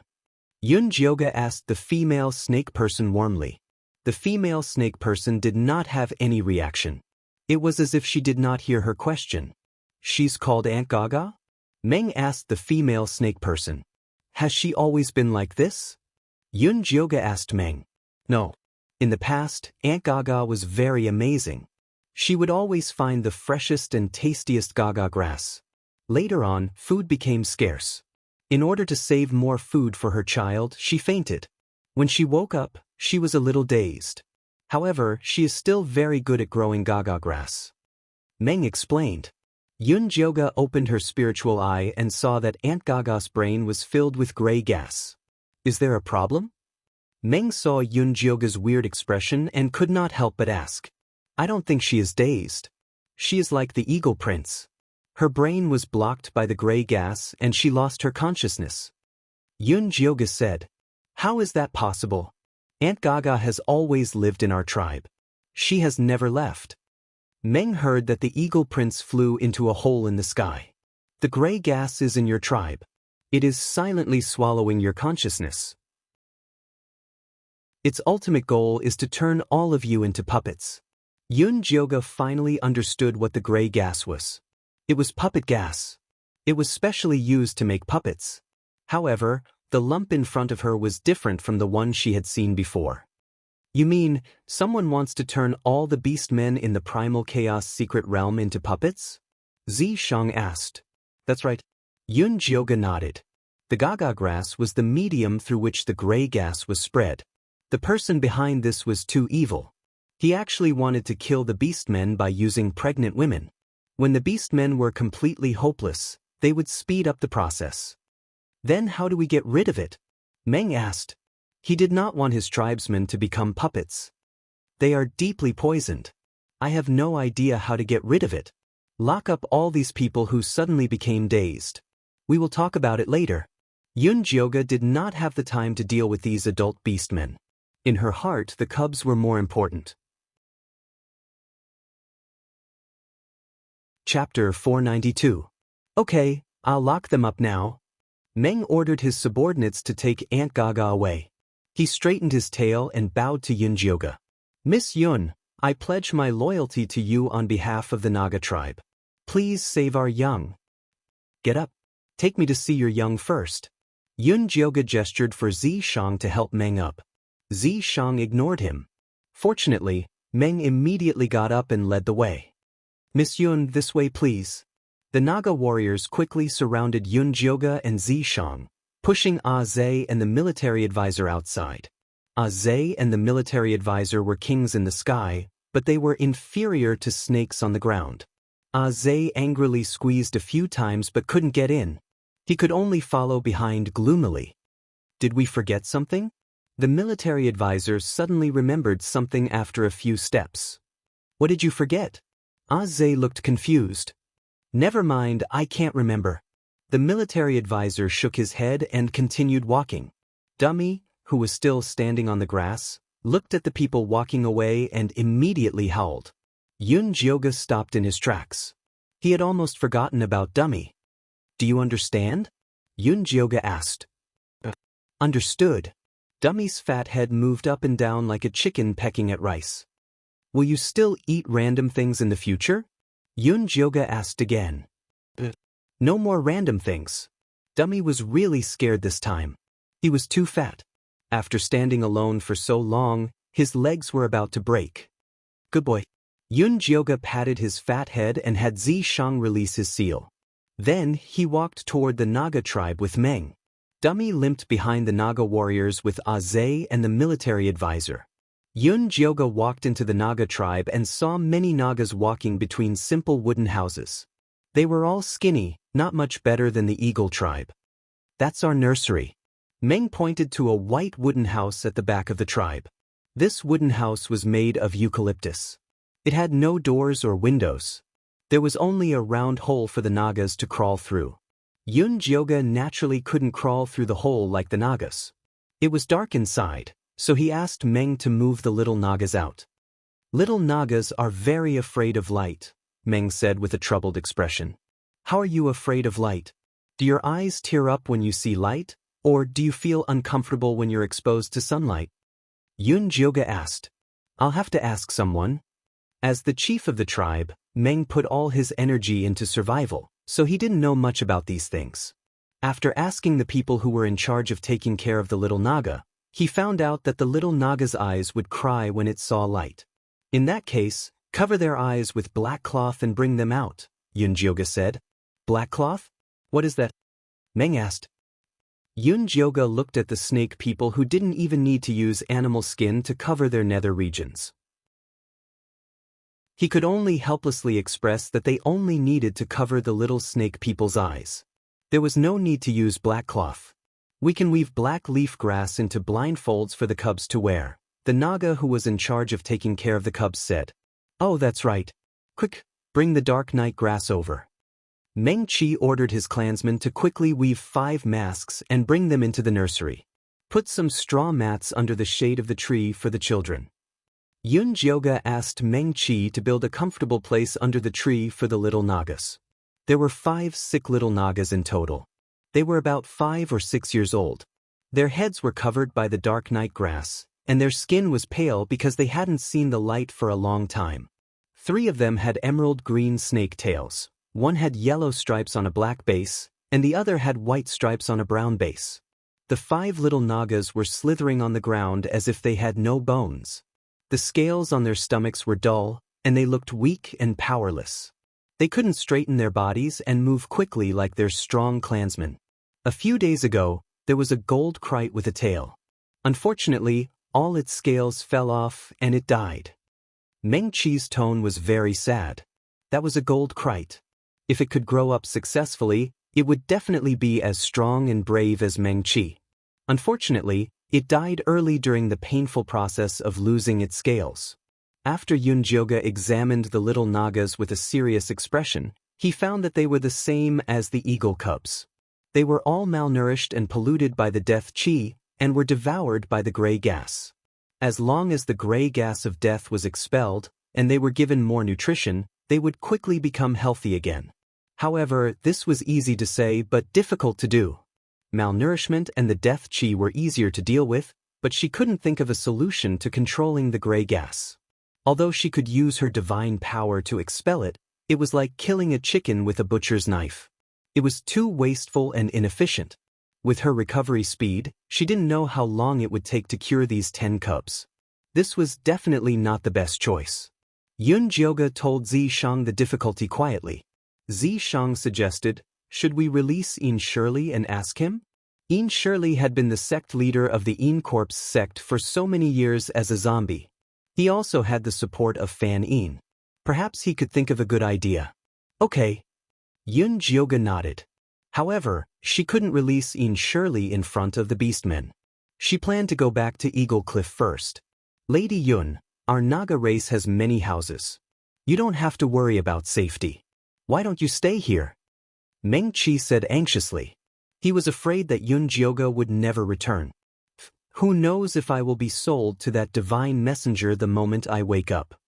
Aze snorted. Meng Qi glared at Aze fiercely. Then he raised his right hand and swore to Yun Jyoga, I Shi Meng, swear on my life that I will never sell Lady Yun to the divine messenger. If I disobey, you don't need to swear. I believe you. Yun Jioga quickly interrupted Meng Qi's oath and explained, I'm returning to Eagle Cliff for Ling Fei. He is the first person to be infected by the gray gas.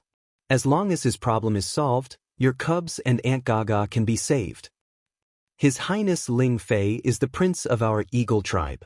You can't let him stay in your Naga race. Be careful that he gets hungry and eats you like snake meat. Ah Zhe provoked Meng. Ao. Eat all of you. After Dummy recovered his energy, he arrogantly flapped his fat wings and hooted at the Naga. Meng Qi was so angry that his face turned red. Just as he was about to retaliate, he heard Zishang say coldly, if he dares to eat us, he can come and try. He was pretending to be a Naga race member, so he naturally had to support them to the end. Seeing that Zishang had spoken, Azay did not dare to say anything. Dummy's fat face looked like he was in a daze. It was as if he was not the one who had spoken just now. This baby had no idea what they were talking about. Master Yi Zi is mighty. Meng Qi looked at the domineering Zishang excitedly. He was so excited that his snake tail curled into a circle. Guard the tribe well. We will return, Zishang calmly ordered. Yes. Meng Qi punched his chest with his right fist and said firmly. The other tribesmen also solemnly expressed their obedience. How many of those gray stones are left? Bring them back for research, Chu Shigu said. 10 more. Meng Qi gave all the gray stones to Yun Jioga. These divine stones were like poison to him now. Even if Yun Jioga did not want them, he was going to burn them all. Don't destroy the Gaga grass yet. We don't want to attract the attention of the divine messenger. Yun Jioga did not want to go against Nangong Yu and the others before he solved the problem of the beastman's gray gas. Yes. Meng Qi hurriedly nodded and secretly heaved a sigh of relief. Although he had already decided to follow Yun Jioga loyally, he was not willing to be the first to fight the divine messenger. It was best to buy some time. Chapter 493. Yun Jioga took Grey Rock and Dummy back to Eagle Cliff. Elder Bai was waiting for them to come back empty-handed. He asked in shock, You didn't get any Gaga grass? Although the Nagas were ferocious, there was no way they couldn't even get one. Elder Bai, Lady Yun and Warrior Yi Zi are too powerful. As soon as they appeared, they made the insectoids kneel on the ground and begged to follow them. Azay laughed as though the Naga race was loyal to him. Dummy stood next to him and imitated him, giggling with its wings akimbo. It looked like a hen that had just laid eggs. What's going on? Elder Bai looked at his steady grandson. Jun, Meng and the others were deceived by the oracle.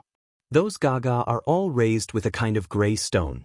If a pregnant woman eats it, she will give birth to a weak baby. If an adult eats it, they will slowly become stupid and eventually become a puppet. After Miss Yun exposed the oracle's conspiracy, Meng and the others decided to follow Miss Yun. The military counselor explained the whole process in detail. Those who aren't of our race must have a different heart. I knew that the oracle wasn't a good person. Elder Bai slapped his thigh and quickly realized he said the wrong thing. He quickly explained to Yun Jioga, Lady Yun, I'm definitely not talking about you, it's fine. Yun Jioga stopped Elder Bai and said, I'm going into seclusion to study the origin of those gray rocks. Elder Bai, please arrange a safe place for me. I've already arranged a place for you. It's the prince's nest. It's very safe and hidden. What do you think? Elder Bai asked. Very good. Yun Jioga nodded. Dummy's nest was some distance away from Eagle Cliff. It was surrounded by cliffs. It couldn't be better. Lady Yun, you must be hungry after being busy for so long. We've already prepared dinner. Why don't you go over after eating? Elder Bai said warmly. Yun Jioga thought about the dead spiders, rats, and snakes in the warehouse and rejected decisively, No need, I want to study it early.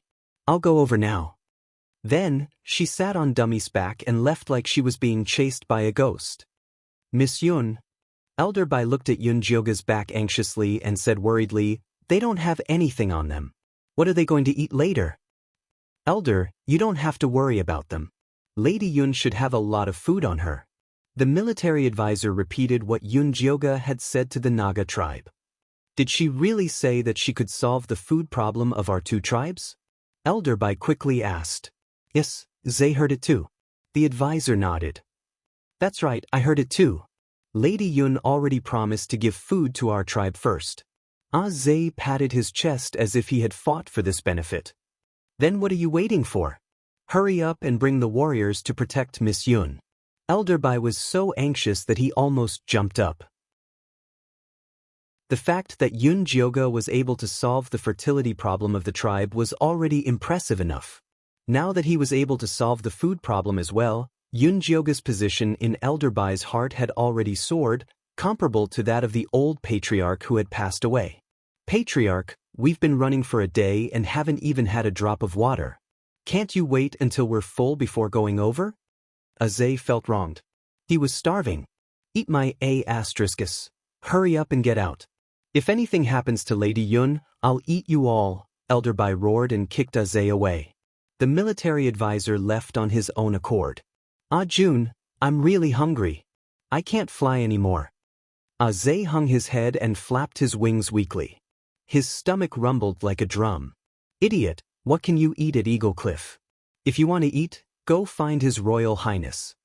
Lady Yun and the others might not need to eat, but His Royal Highness definitely needed to eat. Judging from his size, his food must be good. Yes, you're right. Let's hurry. Zay flapped his wings and flew towards Dummy's nest. Dummy's nest. Yun Jioga was taking out food from his storage bag. Pile after pile of beef patties and fresh fruits were piled in front of Dummy. These were prepared a long time ago when they left to deal with the bloodthirsty patriarch. Although they had been there for a few years, the storage bag was empty. They were still very fresh when he took them out. Dummy, be a good boy and watch the door. Don't let anyone come in and disturb us, okay? Yun Jioga patted Dummy's fat head. Ow ow ow. Dummy spread his wings to encircle the food and nodded furiously. Although cherry pills and spirit water were delicious, eating them every day was boring. It was good to change up the taste occasionally. Good boy. Yun Jioga pacified Dummy and brought Zi Shang into the depths of the nest. Then, she took out Ian Shirley from the storage bag. Last time, she used a bit of Ian Shirley's heaven and earth spiritual heart power. This time, she gave him some god power as compensation. The golden god power dripped onto Ian Shirley's heart. Ian Shirley's originally corpse-like chest began to rise and fall. Color returned to his face. Then he slowly opened his eyes. Lady Yun Yizi? Ian Shirley looked at Yun Jioga in confusion. You're awake. How do you feel? Are you feeling unwell? Yun Jioga asked. I'm fine. I'm fine. But right, where is this? Where's the divine temple? Ian Shirley crawled up from the ground and realized that he was in a wide cave. The sky outside was gloomy and there was a faint aura of death in the air. The divine temple has been destroyed. This is the chaos mystic realm. Nangong, you brought Cho Sen and the others into the mystic realm a month earlier than us. Yun Jioga briefly explained what had happened. Ian Shirley listened with admiration and looked at Yun Jioga with admiration. The problem now is that Nangong Yu and the others are destroying the mystic realm. I suspect that these stones have something to do with them. Have you seen these stones before? Yun Jioga took out the gray stones and asked Ian Shirley. Let me see. Ian Shirley took the gray stones and wanted to infuse spiritual power into them. However, he realized that his dantian seemed to be dead. This mystic realm is a spirit-forbidden zone. Spiritual power cannot be used here, Yun Jioga said. Ian Shirley frowned. After some thought, he rubbed his fingers and a faint gray Yin Chi floated out. You can use Yin Chi? Yun Jioga was surprised. This is my natal Yin Chi. Didn't I tell you that I have the Yin Yang Dao physique? Ian Shirley said. No. Yun Jioga finally knew how Ian Shirley was able to obtain the heaven and earth spiritual heart. He had been the sect patriarch for so many years without being discovered. The Yin Yang Dao physique was a heaven-class bone frame and was even rarer than Lu Tianer's and Yi Yunji's Dao physiques. Lu Tiana was born with a refined corpse physique. If she cultivated a Yin Chi cultivation technique, she would turn herself into a living corpse. However, Yin Shirley's yin-yang Dao physique was able to freely switch between human and corpse. Chapter 494. Maybe I forgot. Yin Shirley grinned, then channeled his yin qi into the gray stone. The gray stone immediately changed. It turned into a ball of black-red light and burrowed into his body. Yin Shirley wanted to use his yin qi to block it, but it devoured him instead. Yun Jioga's eyes were sharp and his hands were quick. A golden light shot out and trapped the black-red light. The black-red light struggled desperately, but it could not break free from the divine power. What is this? Yun Jioga originally thought it was a control power. He did not expect it to be something else. It's a little like demonic qi, Zishang said hesitantly. Demonic qi? Aren't the devil race in the devil realm? Yun Jioga had purposely opened up a large realm for the devil race to play together. They were not allowed to harm other small realms. Moreover, Wan Sha had already returned to the devil realm. They could not let the devil race come out and cause destruction. It's a little like Wan Sha's demonic qi, but it's not quite the same. Zishang thought for a moment. He bit his index finger and drew a line between his brows, forcefully opening his demon eye. His eye split into three. As it rotated, it emitted different colors. He looked straight at the ball of black-red light. How is it? Yun Jioga asked nervously. This is not just simple demonic qi. It's mixed with yin qi, baleful qi, resentment qi, and other extremely evil things. Sweat seeped out of Zishang's forehead. He quickly closed his eyes and revealed an exhausted expression. Opening his eye without any demon power was too much of a burden on him. Are you all right? Yun Jioga wiped Zishang's sweat with a pained expression. Times are different now. Don't force yourself. What if something happens? I'm fine. Zishang shook his head. He quickly pulled himself together so that Yun Jioga wouldn't worry. The demonic qi contained in this gray stone is so complicated. Where did Nangong Yu get it? Yin Shirley was very surprised. Nangong Yu was a righteous person. I'm afraid we can only ask Nangong Yu or Nangong Li. Yun Jioga shook his head. It's useless to investigate its origin. Why don't we think of a way to remove it? Zishang said. There's no way to remove my yin qi. I can only strengthen it. Yin Shirley shook his head, indicating that he was powerless to help. Just as Yun Jioga was about to say that his divine power could solve the problem, Zishang spoke first. Although your power can solve the problem, it cannot solve the root of the problem. Nangong, you must have many of these gray stones in her hands. You won't be able to stop her. There were so many beastmen in the mystic realm. How many could his divine power save? Then what should we do? Yun Jioga frowned. Could it be that she could only watch as these beastmen died? The goddess couldn't do that. Our goal in entering the dungeon is to find Li Wei and obtain the key. Then, on the basis of finding him, we'll help these beastmen find a way to remove the control. Zishang wanted the beastmen to help find Li Wei. Otherwise, with how big the mystic realm was and how they couldn't use their divine abilities, who knew how long it would take them to find it? After talking for so long, you still don't have a solution to this demonic qi. Yun Jioga wanted to roll his eyes. Zishang was always thinking of using others to do things for him. I'll think of a solution. At least we now know what this gray stone is. To solve it, all we need is time, Zishang said nonchalantly. Senior is right.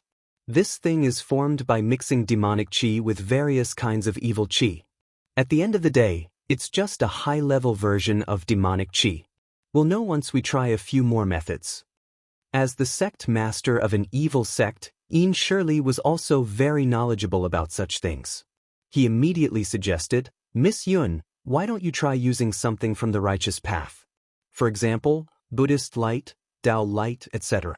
Sect master, have you forgotten that I'm from the same sect as you? How was she supposed to get Buddhist light and Tao light? Yin Shirley was a little embarrassed. He had a feeling that Yun Jioga and Sanskrit Almighty Being were in cahoots. Did Sanskrit not have any instructions for you to follow us in? Zishang asked. That fellow was a Buddhist expert. No, The almighty being only told me to follow you and follow your orders. Ian surely shook his head. If he wants you to follow me, he should at least give you some Dharma artifact, such as a Buddhist relic, Yun asked hopefully. I'm a living corpse. Am I afraid that I won't die fast enough with that thing? Ian surely asked honestly. All right. Yun gave up. We'll talk about the Dharma artifact later. Go out and see if Dummy's brain is this kind of demonic chi, Zishang said. If the gray chi in Dummy's brain wasn't demonic chi, then it would be useless for them to talk for a long time. All right, I'll go take a look now. Yun had only used his spirit eye to check briefly before. This time, he had to check it seriously. The three of them walked out and saw Aze and Advisor June squatting beside Dummy. They were looking at the pile of food on the ground with extremely hungry and pitiful eyes. Dummy's two fat wings formed a semicircle to protect the food in the middle. His mouth was eating extremely quickly. He was extremely protective of his food. Dummy, you're too stingy. Yun glanced at Dummy's protruding stomach. It was clearly so full that it was about to vomit, but it still couldn't bear to share with others. What a stingy bird. Miss Yun, don't blame the prince. He wasn't like this in the past. He probably doesn't recognize us now, so he's being so protective of his food. Advisor June hurriedly explained for Dummy. He was afraid that Yun wouldn't have a good impression of Dummy and would abandon the Eagle clan.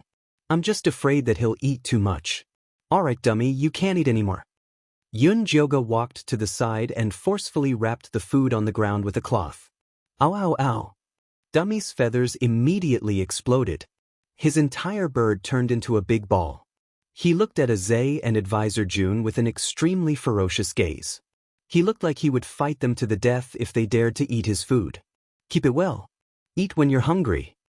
Yun didn't share the food with Aze and Advisor June.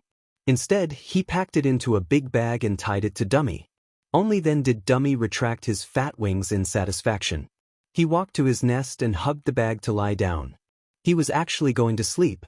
Aze and Advisor June held their flat stomachs. Although they were very disappointed, they didn't dare to say anything. You guys can take these things and share them first. Yun turned around and took out a big bag of beef patties and big steamed buns from his cloth bag. He said to Aze, after we've dealt with the gray gas, I'll help you solve the problem of food. It's okay. We can still find food now. You just have to try your best to solve it before winter comes, Aze said excitedly as he took the bag of food. All right. Yun nodded. He decided to let Ian Shirley handle the problem of food for the orcs in case he had too much free time. Chapter 495. Lady Yun, Elder Bai asked us to send people to guard you. We will be stationed on the cliff. If you need anything, just call us, Aze said warmly. He felt that he had made the right decision to come. Okay, I will. Yun nodded. Lady Yun, who is this brother? The military advisor looked at Ian Shirley, who had appeared out of nowhere. This is my companion. His name is Ian Shirley. Yun gave a simple introduction. He clearly didn't want to say much. So it's Brother Ian. I'm the military advisor. He's Aze. Since you're Lady Yun's companion, you're a friend of the Eagle race, the military advisor greeted politely. Ian Shirley nodded and didn't say anything. With his status and seniority, he really didn't want to be brothers with two juniors. Okay, hurry back. Don't disturb my work. Yun sent Aze and the military advisor off and went to look at Dummy. Dummy was hugging his bag of food and getting ready to sleep. Ever since he returned to the mystic realm, he always looked drowsy. Yun used his god power to open his spirit eye and looked at Dummy's head. He saw that the golden light was still stubbornly blocking the gray gas. Other than the gray gas getting thicker, there wasn't any change. Yun looked around and couldn't see any similarities between the gray gas and demonic chi. He took out his lightning fire and said to Ian Shirley, "Come and borrow some blood." "Stab here." Ian Shirley extended his thumb. Yun stabbed some blood and stabbed towards Dummy's head. The gray gas smelled the blood and surrounded it like a shark. It immediately exploded and turned into a ball of black and red light. Dummy, who was sleeping, suddenly opened his blood-red eyes and flapped his wings to fly out. Dummy cometh. Yun Jioga hurriedly used his moon spirit thread to entangle him but was dragged out. Zi Shang pounced towards Dummy with lightning speed and wanted to press it down but was flung away by Dummy. Ow ow ow. Dummy opened his mouth and shot out a series of fireballs. The entire cave was filled with sparks and shaking non-stop.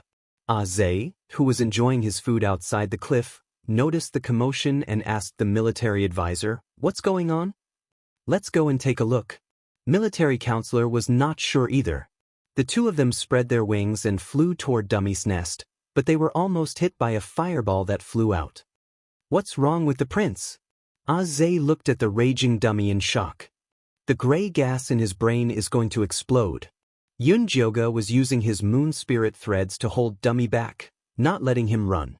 Zi Shang blocked Dummy's fireball attack with his black-scaled arms, then rushed over and hammered him to the ground. Ow ow ow. Dummy acted as if it didn't feel any pain and continued to struggle with all its might. "Release the line and let him fly out," Zi Shang said to Yun Jioga. "It was like training a horse. You had to let it run until it was tired." "What if he doesn't come back?" Yun Jioga regretted his recklessness. If he had known that Dummy would go berserk, he would have gone somewhere else to provoke it. "I'll keep an eye on him." Zi Shang jumped onto Dummy's back and tightly held onto the bundle tied around his body. "Use this to tie him up. Be careful." Yun Jioga threw a ball of hemp rope to Zi Shang. After he was firmly tied up, he released the moon spirit threads. Dummy immediately flew out of the nest and turned into a small black dot in the blink of an eye. "Why aren't you guys chasing?" Yun Jioga said to Zhe and military counselor anxiously. "Oh, okay." Zhe caught up and shouted, "Your Highness, Your Highness." Military counselor didn't chase. Instead, he asked Yun Jioga seriously, "Miss Yun, what happened? Why did His Highness suddenly go berserk?" "The thing in His Highness's brain isn't puppet chi, but high-level demonic chi." Yun Jioga explained her discovery. Military counselor was confused, but he quickly grasped an important point. Is puppet chi more difficult to deal with, or high-level demonic chi more difficult to deal with? Of course it's high-level demonic chi that's difficult to deal with.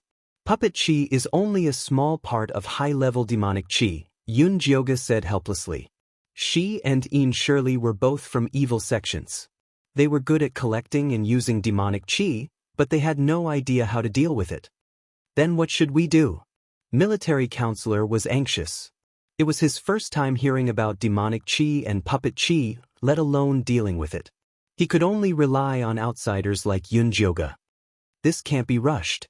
Let's wait for Your Highness to come back first." Yun Jioga only hoped that Dummy could come back safely. Even if he was a little dumb, it was better than being dead. "I'll get someone to chase after him now." Military counselor flapped his wings and flew toward Eagle Cliff. "Don't worry. With Dummy's size, it's hard for anything to happen to him," Ian Shirley comforted Yun Jioga. "Gluttons were always the hardest race to eliminate." "I hope so." Yun Jioga sighed, but she quickly pulled herself together and asked Ian Shirley, "Why did the demonic chi disguised as puppet chi explode the moment it touched your blood?" "How would I know? You're not suspecting that I'm a demon, are you?" Ian Shirley was speechless. The demon race doesn't have living corpses. Yun Jioga was very familiar with the demon race. How could she not recognize Ian Shirley's true identity? "It's either related to my yin-yang Taoist body or my heaven and earth spirit heart." Ian Shirley's most precious and special items were these two. "Try them both. I'll take out your heaven and earth spirit heart first. Then, you can use your yin-yang Taoist body to try these gray stones." Ian Shirley could freely switch between human and corpse. Even if he took out the heaven and earth spirit heart, he could still last for a while. Ian Shirley nodded. After spending some time together, he trusted Yun Jioga very much. Yun Jioga's right hand turned into a claw and grabbed at Ian Shirley's chest. A crystal-clear green heart appeared in her hand. Ian Shirley's face immediately turned ashen. He quickly grabbed a gray stone and inserted a ray of gray into it. The gray stone immediately turned into a black-red light. However, it was much weaker than before. It was easily surrounded by Yunjioga. Try using your Heaven and Earth Spirit Heart again.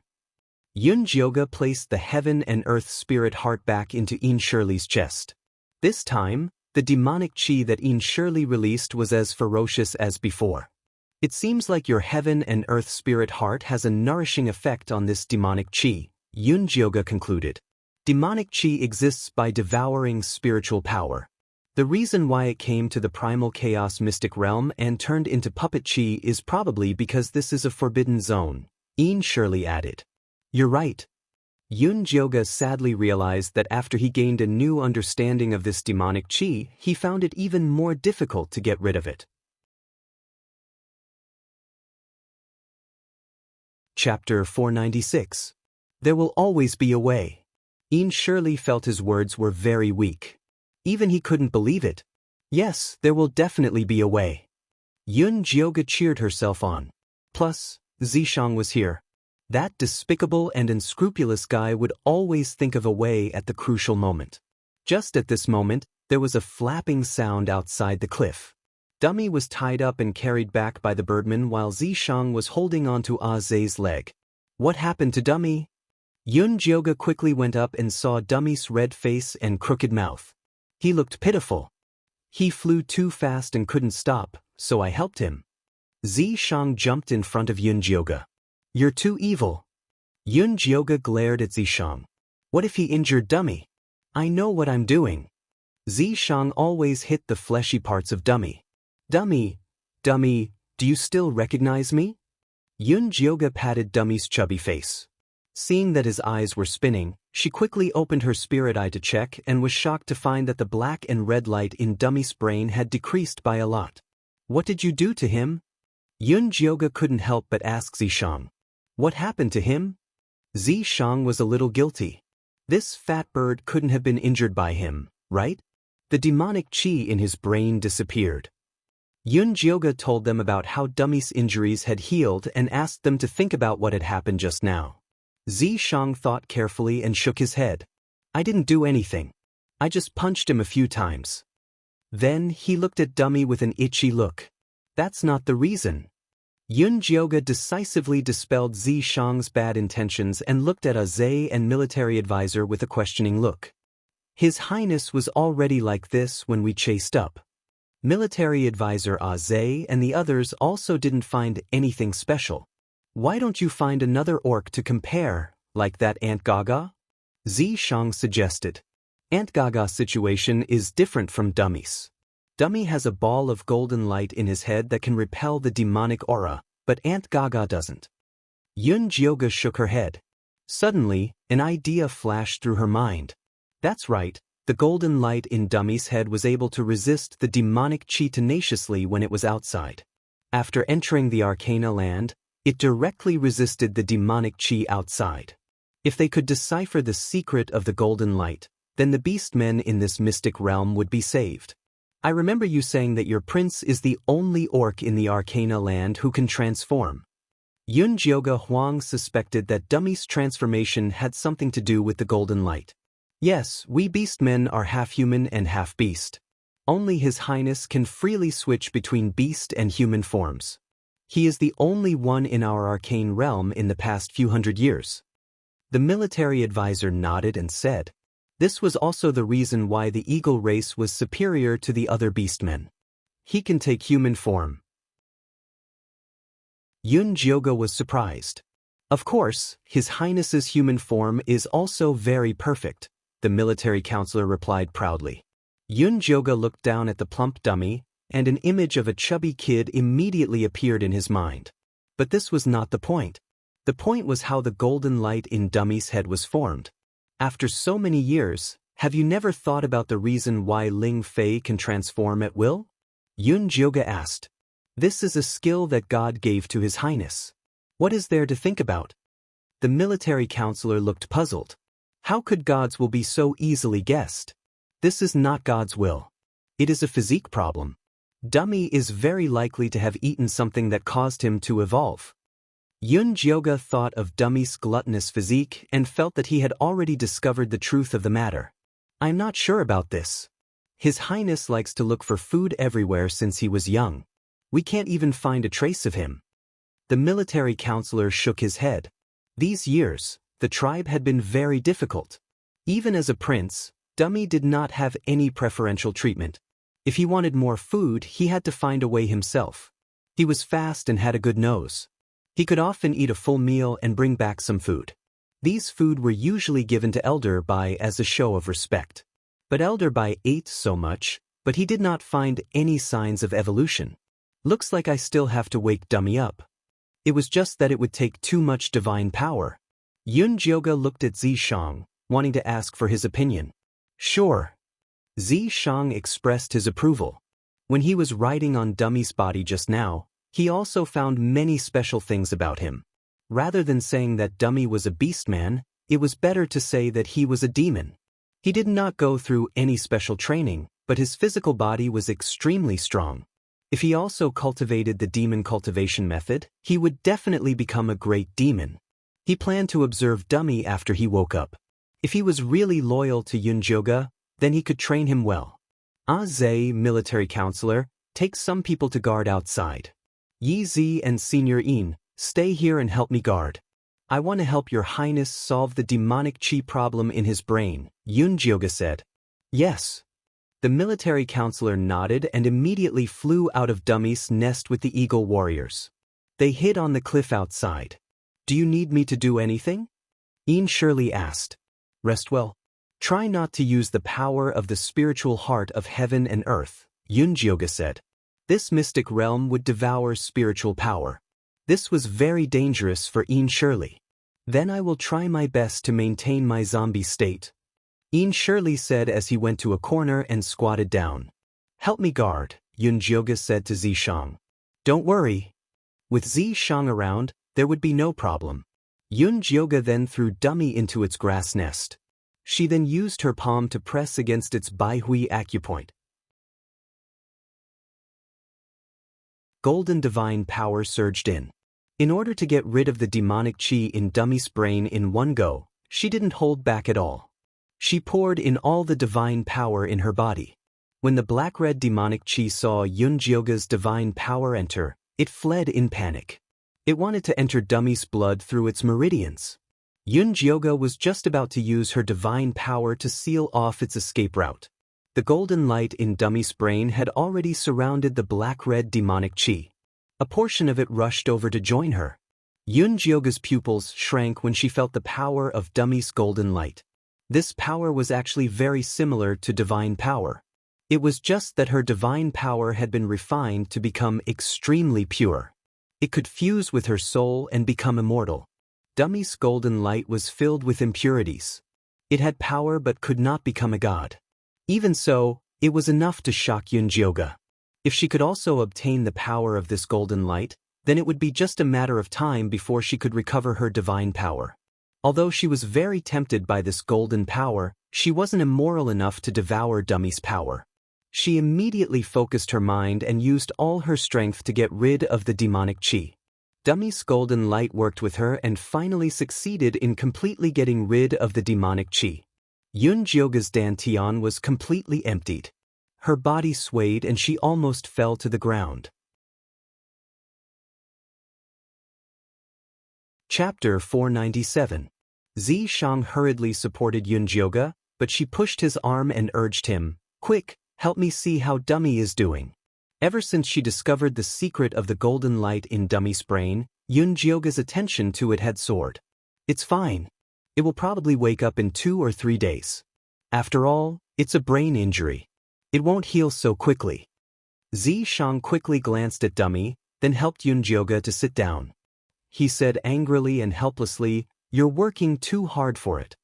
What if they encountered danger in the future if they used up all their divine power? It's fine. Yun Jyoga shook her head. She didn't tell Zishang about the golden light. It wasn't that she didn't trust Zishang, but Yin Shirley was there. It was hard to talk about divine power. Although Yin Shirley had already declared his loyalty to her, she was still a little afraid when she thought that he was sent by someone else. Don't do that again. Zishang knew that it was useless to say that. Yun Jioge was very stubborn when it came to saving people. He could only take care of her. Yes, yes. Yun Jioge nodded perfunctorily. She said something else. The beastmen are having a hard time now. Winter is coming soon. The food in my storage bag is just a drop in the bucket. We have to find a way to help them solve their food problem. Otherwise, they will still turn to that oracle. Do you have any way to help them grow crops like rice? Don't look at me. Whatever I plant will die. In Shirley immediately shook his head. He was a living corpse that could only absorb vitality. How could he grow crops? If she had known that the In corpse sect was so useless, she would have turned to the orthodox sections. Yun Jioge thought to herself. Then she looked at Zishang expectantly. That's easy. Zishang looked at Yun Jioge speechlessly and said, Why don't you just let little baby come out? It's a divine artifact that you made with the spirits of plants. There was a story about little baby. When Yun Jioge had just become an adult, she suddenly wanted to make a sky garden. She ordered the people of the divine palace to collect countless seeds and started to set it up. Later, she felt that the flowers and trees grew too slowly. She collected the spirits of plants in preparation to make an artifact spirit that would be used to manage the garden. At that time, Yun Jioge's divine power was at its most abundant. Whatever he casually forged was an extremely rare divine weapon. This was how the little baby was born. Oh right, I forgot about it. Yun Jioge had not played with plants for many years. In addition, the divine tripod had become a demonic tripod. She always had the illusion that it could only be used for alchemy. You collected a lot of random seeds in the past. Maybe there's something useful in them. Although Yun Jioge mainly collected flowers and trees, he didn't know how to use them. However, there were many plants that could be eaten, and some could bear fruit. Let me ask. Yun Jioge calmed his mind and began to call for the little baby. Master, why are you looking for me? The little baby immediately jumped out. Help me find some seeds that are suitable to be planted on the land ravaged by death aura. They must be edible, Yun Jioge instructed. It's the aura of death. How can something good grow in such a broken place? The little baby pouted. He had been with Yun Jioge for so many years. If it wasn't a heaven-grade spirit field, he wouldn't be interested in it. He had never planted a land with death aura. Stop being so long-winded. Just find it. Yun Jioge's face darkened.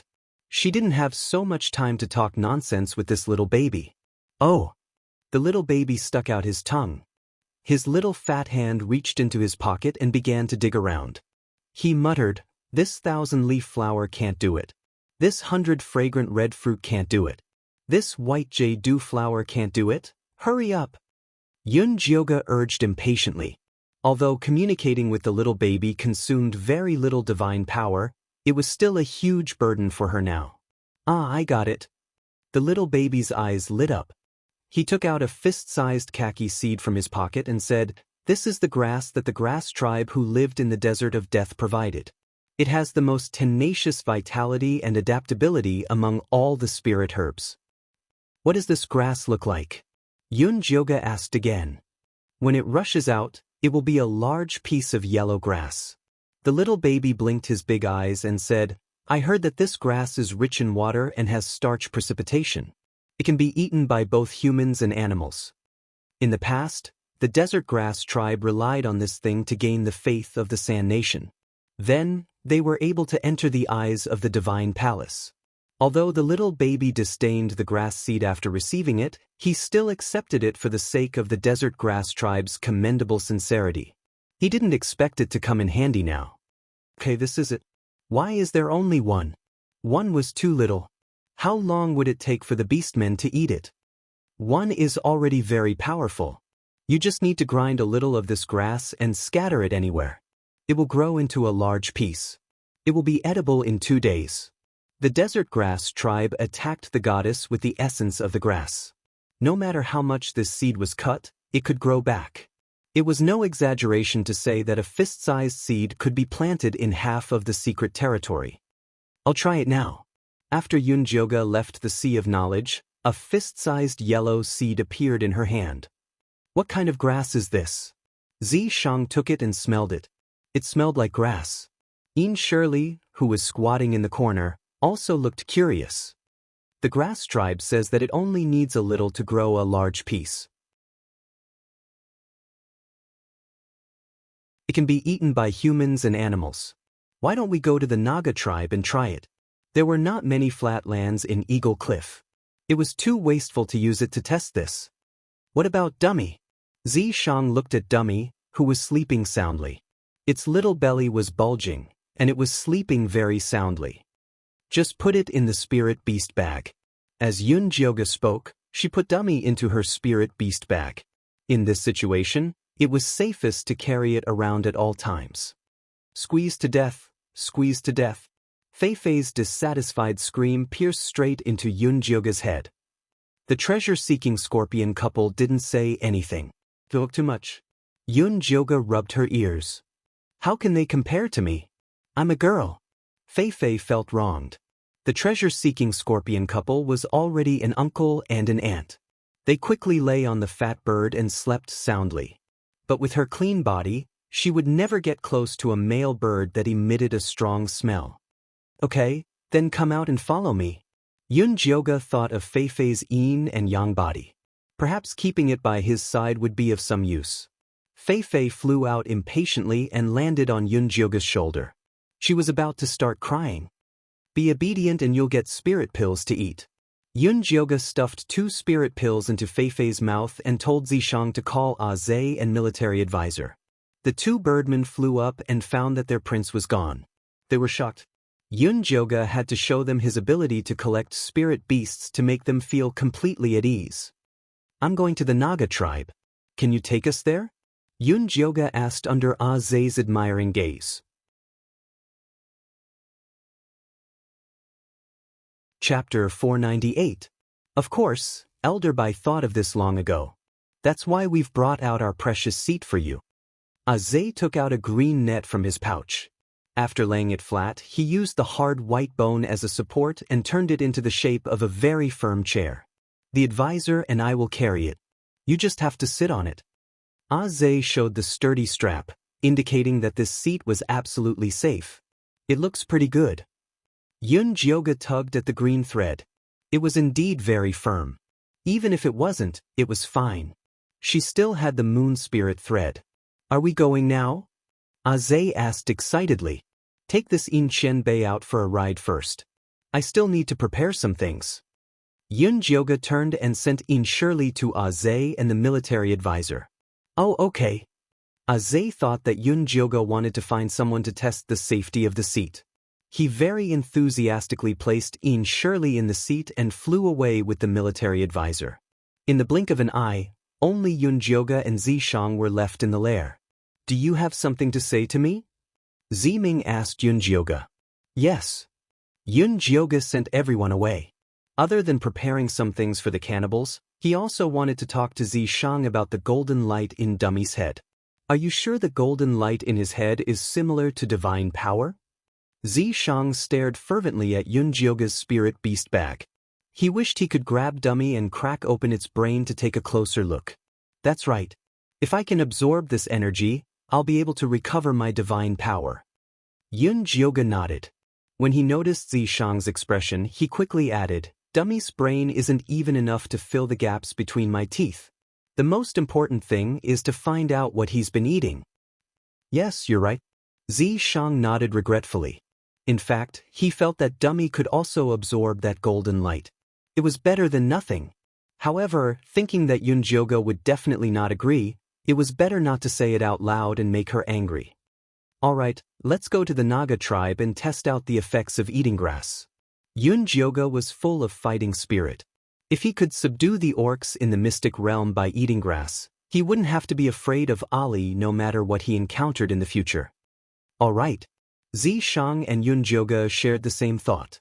He even began to think about how he could use the Naga tribe and the Eagle tribe to rope in the surrounding tribes. Now was the crucial time to seize the initiative. Otherwise, if Nangong Yu were to spread her demonic energy, there would be trouble. Yunjioga took out the beef pancakes and pork jerky from his storage bag and filled it to the brim. Then he walked to the edge of the cliff and whistled. Hearing Yunjioga's whistle, Zhe and the advisor immediately flew back with Shirley.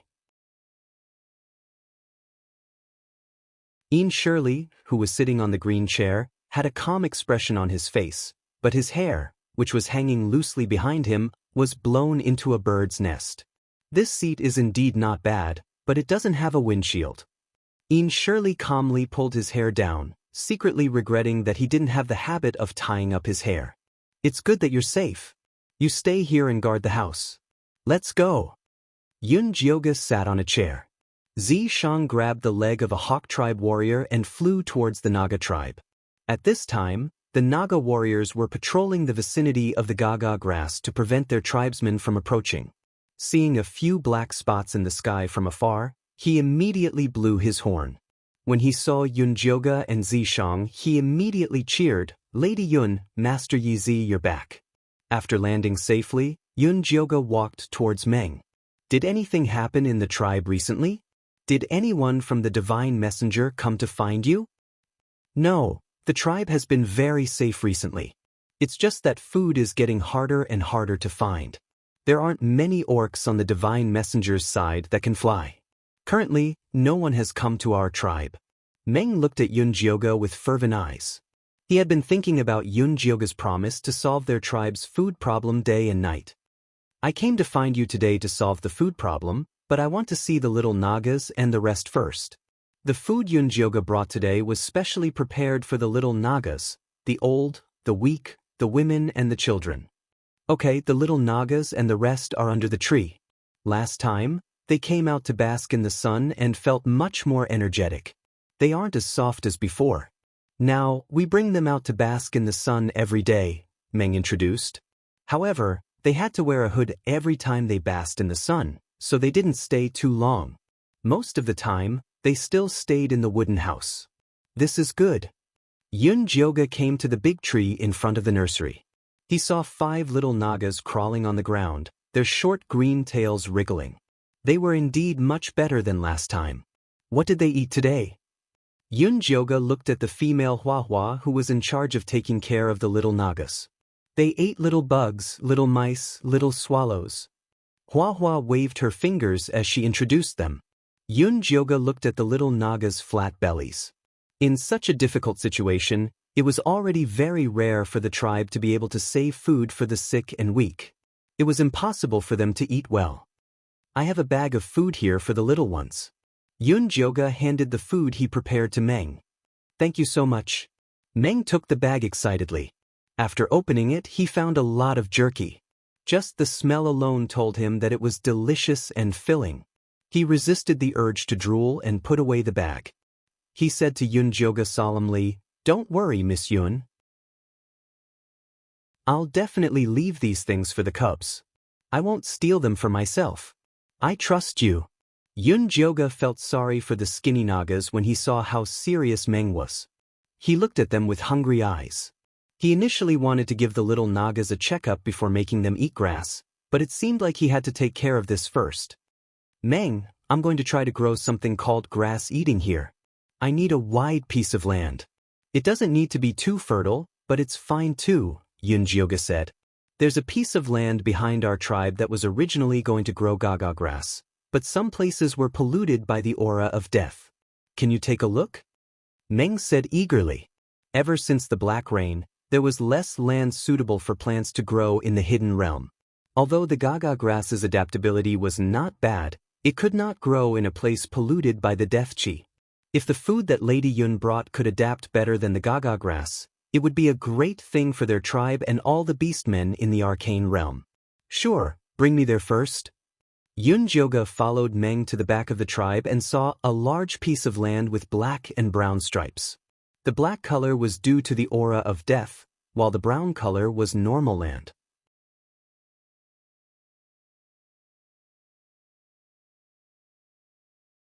Chapter 499. Miss Yun, do you think this land is okay? Meng asked. This land wasn't so polluted before, but as time passed, there was more and more black. Yes. Yunjioga nodded and said to Fei Fei, can you convert the death chi on this land into life force? This was Yunjioga's first time growing food in front of the orcs. He had to succeed to shock them. Of course. Fei Fei flapped its black and white wings and flew to the land. It started circling from the edge. Black Death Chi flew from the ground into its left black wing and then extended to the right white wing. Then, it turned into life force and returned to the land. The modeled land began to change. As Fei Fei moved forward, there was less and less black and more brown. Meng rubbed his eyes, afraid that he was seeing things. The dead land is really reviving, it's really reviving. The Nagas were all very excited. Even Aze and military advisor were very excited. Although the Eagle men weren't good at farming, as long as there was living land, there would be more life force. This was great news for the entire secret realm. This must be the legendary divine beast, Meng yelled. Greetings, divine beastmaster. The Nagas all cheered. Divine beastmaster is mighty. Fei Fei heard the orc's undisguised praise and felt very proud. She raised her proud head and flapped her black and white wings even more vigorously. She didn't feel tired at all flying around. Okay, come back quickly. Yunjioga saw that Fei Fei had already played too much and quickly called it back. There's still a little bit that hasn't been converted. Fei Fei looked at the black at the corner. It would feel uncomfortable if it wasn't cleaned. I have a use for that bit. Yunjioga still needed to test the situation of eating grass in the dead land. Okay. Fei Fei returned to Yunjioga's shoulder unwillingly. Its small eyes were still staring at the Black Death Chi. Good girl, there will be opportunities for you to perform in the future. Yunjioga fed her 2 cherry pills. This secret realm was full of dead lands. She could play all she wanted, but she might not want to play anymore. Miss Yun, did you bring this divine beast? Meng Qi looked at Fei Fei fervently. Such a small, cute, and special butterfly was definitely not born in this damned place. It's called Fei Fei. It's just a little butterfly with some abilities. It's not some mythological beast. Don't flatter it too much, lest it becomes lazy and doesn't work in the future, Yunjioga said half-jokingly. Fei Fei, this tsundere, was already very difficult to discipline normally. If she were to be praised to the skies by these orcs, would she still want to live? Yes. Meng immediately shut his mouth, fearing that Fei Fei would really give up his work. All right, step back a little. I am going to start planting the grass. Yunjioga took out the grass-eating essence that he had ground earlier and blew it toward the empty space before him. The yellow powder was scattered all over the ground. Then, it began to slowly protrude outwards, and small yellow grass seeds emerged. Little kid, lend me some of your wood power. Yunjioga was determined to perform a miracle in front of the orcs. Oh! The adorable little baby reluctantly transferred his power of nature into Yunjioga's body. A faint green spot appeared in Yunjioga's hand. She flicked it toward the small yellow grass, and the fine green light rippled like a gentle green wave. The small grass that smelled the grass-eating essence desperately emerged, and soon grew into an incomparably thick yellow grass. Each of them was as thick as an adult's thumb, and they looked very sturdy. All right. Yunjioga looked at the large patch of yellow grass and felt very proud. Sure enough, a good harvest made people happy. How do I eat this? Is it the same as gaga grass? Meng asked hesitantly. Although orcs could also eat vegetables, fruits, and grass, they were carnivores after all. Eating too much grass would make them nauseous. It's not the same. This is mainly eaten after it's cooked. Yunjioga broke off a grass-eating grass, and saw that the broken section was solid white, similar to rice. Then, she dug down the roots of the grass-eating grass. Each of them was as round as a potato, and they were also very filling. Moreover, when the grass-eating grass matured, it would automatically produce grass seeds, and so, even if all the grass-eating grass was dug up, they would immediately germinate after a rain. At most, they could be eaten in 7 days. It could be said to be a treasure that could resist hunger. Then how about we try it now? Meng said impatiently. As long as they could eat their fill, they could even eat grass. Gaga grass could not fill them, and eating too much would make their stomach feel empty. You guys cut the grass and rice down now, then break the outer yellow shell. The other group of people will dig out the potatoes underneath.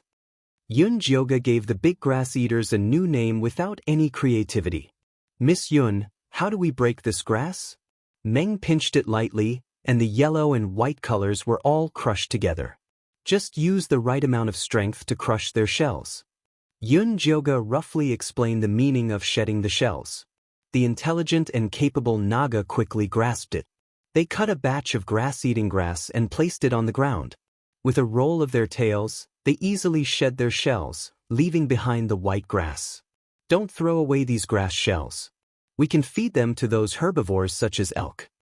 Yun Jyoga saw quite a few starving herbivores. Many plants that survived in the black rain had mutated into a poisonous red color. There was very little green left. If these animals really starved to death, it would definitely be a terrifying disaster. They won't eat it even if we take it, Meng said with difficulty. Those guys were cunning and avoided them when they saw them from afar. You guys collect them and let the eagle race feed them in their territory. Yun Jyoga planned to spread the grass-eating grass, especially in places with the most animals, such as the river or the depths of the forest. Only by maintaining the ecological balance would this secret realm not continue to decline. Okay, we'll do it immediately. Meng nodded. He felt this Miss Yun was a very kind person. Following her was definitely the right choice. I'll go pluck the silk grass now. The nets weaved from it are the best, Zhe volunteered. The silk grass grew on the other side of the blue water lake. It would take the Naga a long time to swim over. Go! Yun Jyoga nodded. He was very happy to see the Naga and eagle race coexisting peacefully. Zhe immediately took the two eagle race warriors and flew away. Then let's start a fire and cook the grass potatoes first. Meng looked at the pile of grass potatoes on the side and almost drooled. He wanted to eat them raw.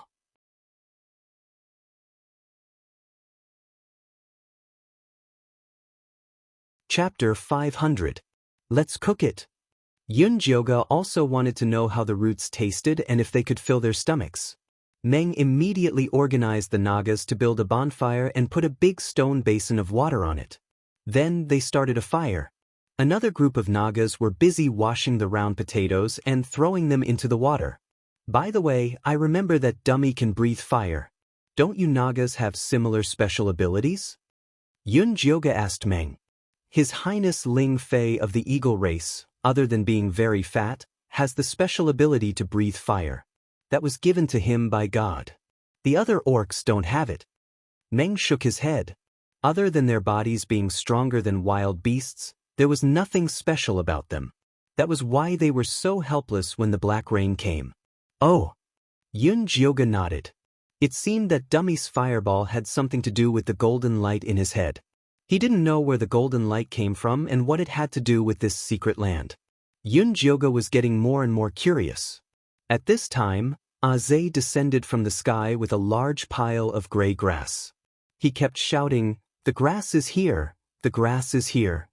Meng immediately told his people to distribute the grass and weave a net to sift out the shells. Thanks for your hard work, Zhe. Yun Jyoga smiled. It wasn't hard at all. Zhe grinned and wiped the sweat off his forehead. The military counselor silently handed over a cup of water. Zhe drank while staring at the big stone pot. Then he spat the water on the military counselor. Wow, the water is boiling. The potatoes are floating. Zhe didn't see anything and pointed at the stone pot excitedly. The military counselor wiped the water off his face. He wanted to press Zhe's head into the stone pot and cook it. Miss Yun, is it edible? Meng gulped. Yellow bulbs the size of eggs floated up and down, emitting a faint aroma. It should be about time. You guys try one that floats up first. Yun Jyoga wasn't sure if it was cooked. Let me do it. Zhe wanted to reach his hand into the pot but was slapped away by the military advisor. This is the Naga race's pot. It should be Chief Meng who does it first. Since they were going to form an alliance, they had to respect each other. The military advisor was very particular about rules. It doesn't matter who comes, but it's too dangerous for Brother Zhe to use his hands. It's better to use something. But I think it's better to let Lady Yun go first. Meng fawningly handed a wooden spoon with a long handle to Yunjioga. This was something he had made in a hurry. Bootlicker, Zhe muttered to himself. He regretted not thinking of this. The military counselor also felt that Meng's move was too despicable. It was simply shameless to flatter Yunjioga. Yunjioga couldn't help but find it funny as he watched the battle between the Eagle tribe and the Naga tribe. Let me do it in case the water splashes on you. In the end, it was Zi Shang who made a move. He scooped up all the floating potatoes and placed them into a large stone bowl beside him. I'll help you taste it first. Zi Shang naturally wanted to be the first person to test the poison. He opened the potato and revealed the yellow fruit inside. He took a bite and slowly nodded. It's okay, it's edible. I'll try. Yunjioga took the other half from Zi Shang and put it in his mouth. It was a bit sweet and glutinous. It tasted good, at least a bit better than the potatoes. He just didn't know if it suited the orc's taste. All of you try it? Yunjioga let Meng distribute the potatoes. They cooked 20 potatoes this time. The orcs who could try it were very limited. Zhe was impatient and couldn't wait to eat it. Then he touched his stomach and said in surprise, "Sigh, my stomach doesn't seem that hungry anymore. It's small, but the portion is enough. It's much better than the gaga grass." The military counselor chewed slowly and gave a very high evaluation. "Oh my God, it's too delicious." Meng took a bite and exclaimed exaggeratedly. His beautiful face showed the most sincere expression. He said to Yunjioga, "Thank you, Lady Yun, for bringing precious food to our tribe." The other Nagas also got up to express their gratitude. Despicable. Zhe gritted his teeth. Why didn't he think of this? The military counselor felt he lost again. The eagle race had to be even more shameless to deal with a despicable snake man like Meng. They definitely couldn't let Meng get ahead of them next time. No need to be so polite. Hurry up and cook the rice. Everyone will have a full meal tonight, Yunjioga said. Good. When the serpent men heard the word full, they exclaimed in unison. Okay, I'm going to see the little Nagas. You guys continue. It would be enough for them to harvest all the grass. I'll go with you. Wait, you stay here. Meng threw everything to his men. He was determined to take this opportunity to improve his favorability. Let's go. Yunjioga returned to the little Nagas. The 5 little Nagas had just eaten the food Yunjioga brought and were lying comfortably on the grass mat under the tree. Hearing Yunjioga and the others coming over, the 5 little Nagas stood up at the same time and said in a soft voice, "Thank you, Lady Yun, for bringing the food. You're the best person in the world. Without you, we'd be dead. Thank you for saving us." Although these words were obviously taught by adults, Yunjioga was very satisfied with the little Naga's current state compared to before when they couldn't even straighten their bodies. These children were very tenacious. They were indeed beastmen. This way, she could help them solve some problems before Dummy woke up. Fei, can you get rid of the death chi in their bodies? Yunjioga asked Fei. A large part of the little Naga's demonic chi was made up of death chi. If they could get rid of this part, they could leave that dark wooden house and return to their parents. No, their death chi is all inside their bodies. I can't get rid of it if I can't touch it. Fei shook its head. It could only get rid of the death chi that was exposed on the ground. The death chi in a person's body was wrapped in layers of things. It really couldn't do it. Yunjioga thought about it and asked, "What if I have a way for you to touch their bodies? Then I have the confidence to help them get rid of it." Fei looked at the little Nagas who were stunted and felt very sorry for them. Okay, then you take a rest and be ready to work at any time. Yunjioga closed his eyes and called out to the little baby again. Help me find a plant that's as long as an arm, as thick as a little finger, hollow inside, and contains a little spiritual power.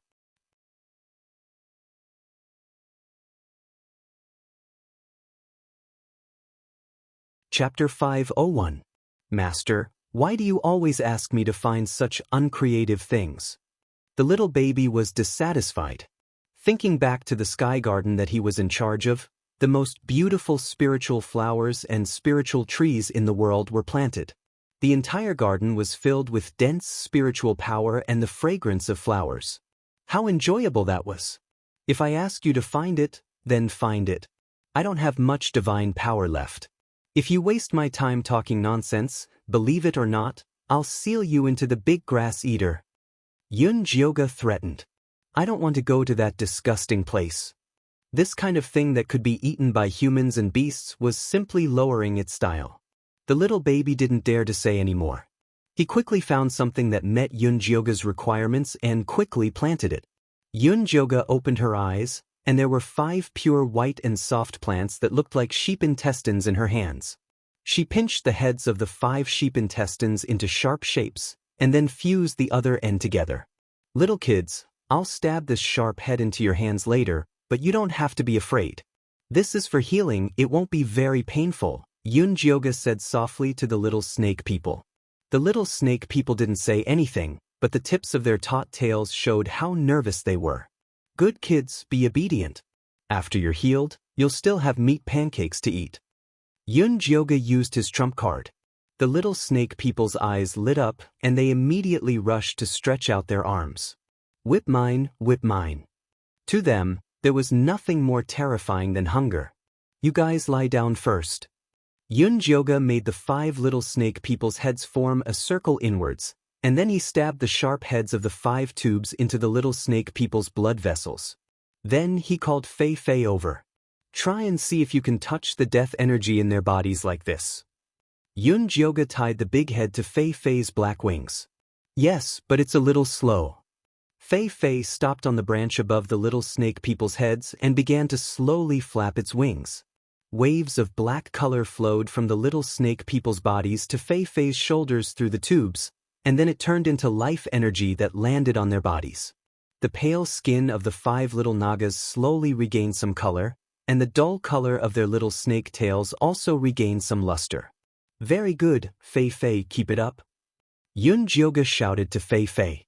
Fei Fei did not leave her, but continued to maintain the rhythm. The black substance in the bodies of these little snakes was very viscous. They couldn't be waved around randomly like they were dealing with the soil. They had to be precise and rhythmic. Seeing that Fei Fei was serious, Yun Jyoga didn't dare to disturb it again, so he stayed by the side obediently. The scales on the tails of the 5 little Nagas became brighter and brighter, as if they had been dipped in oil, emitting a rich vitality. Miss Yun, can these little bastards be saved? Meng asked excitedly and nervously. I'm just extracting the deathly aura from their bodies. I can't cure them completely. But don't worry, the cure won't be too far away. Yun Jyoga was afraid that Meng would give up on these little Nagas. All right, then I'll thank you on their behalf. Meng Long nodded his head. Right now, the tribe was willing to raise the little Nagas because they were still young. When they reached adulthood, they would have to feed themselves. If they were too weak, they would definitely die. At this moment, Zhe turned around and happily said to Yun Jyoga, Miss Yun, the rice is cooked. It's so fragrant. I'm so full after just one bowl. God knows how long it had been since he had a full stomach. Miss Yun, try it. Military advisor brought over a clean stone bowl. There was light yellow rice inside, emitting a faint aroma. It was very delicious. Yun Jyoga tasted a mouthful. The rice was a bit coarse and hard to chew. There was no spirit force inside, but she still felt full. But with her current appetite, she was full after half a bowl. It wasn't good to throw away the rest, so she gave it to Zishang. Zishang silently took it and poured it all into his mouth. Miss Yun, can we plant these rice at Eagle Cliff? Zhe asked eagerly. These herbivores were really good to grow and filled. It would be great if they could promote it at Eagle Cliff. Many of their partners were herbivores. He even thought that if Eagle Cliff had a source of food, the Eagle tribe wouldn't be afraid of being single anymore. Eagle Cliff can plant them. Just scatter them on the walls, but it's not easy to harvest. Yun Jyoga found that the roots of these herbivores were very tough. They could even pierce through rocks, so planting them on the walls was no problem. That's no problem, you just need to help us plant them. We'll think about the rest ourselves. Military advisor quickly said. As long as there was food, harvesting was no problem. They could even pull them out one by one. Okay, I'll help you plant them when I get back. Yun Jioga nodded. Even without Dummy, seeing that the Eagle tribe never joined Nangongyu, she was worth training. Then I'll send someone back to Eagle Cliff now. No, I'll go back myself. Aze, you stay here and guard Miss Yun. Military advisor felt that sending anyone was unreliable when it came to food. It was better to do it himself. Go, I'll be here. Aze patted his chest. Meng, bring some rice and potatoes for them to see, Yun Jioga said to Meng. I'll go prepare it now. Meng personally took a huge brown leather bag and kept stuffing the rice and potatoes inside. It's enough, I can't carry it if it's too heavy. Military advisor quickly stopped him. Miss Yun was going to plant at Eagle Cliff later anyway.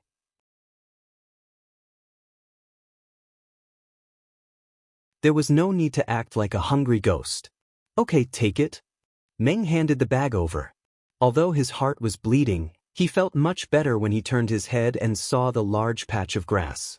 Military advisor took the bag and flapped his wings to fly to Eagle Cliff. He wanted to go directly to Grandpa's place, but he found many people sighing in front of a goose nest. The goose cries could be faintly heard. Wake up. What's wrong? Military advisor quickly flew over. Goo's partner fainted. She's been calling for a long time, but she can't wake up, an eagle man replied. Let me see. Military advisor quickly threw the bag to the corner and strode in. Goo's lair was very clean and tidy. At this moment, the petite rabbit girl was lying on the ground covered with hay. Her skinny body was like a small ball. Her partner, Goo, hugged her tightly and couldn't breathe. Goo, what's wrong with Gua? Military advisor asked. I don't know. She suddenly fainted. She won't wake up no matter what. Military advisor, don't you know a Miss Yun who can treat illnesses? Can you ask her to take a look at Gua? Goo begged. Let her go first and let me take a look, military advisor said in a low voice. Goo hurriedly laid the fruit flat. He saw Gua's long ears drooping down listlessly. Her face was yellow and her eyes were closed. She was extremely skinny. Her limbs were long and thin, but her stomach was slightly bulging. She looked a little pregnant.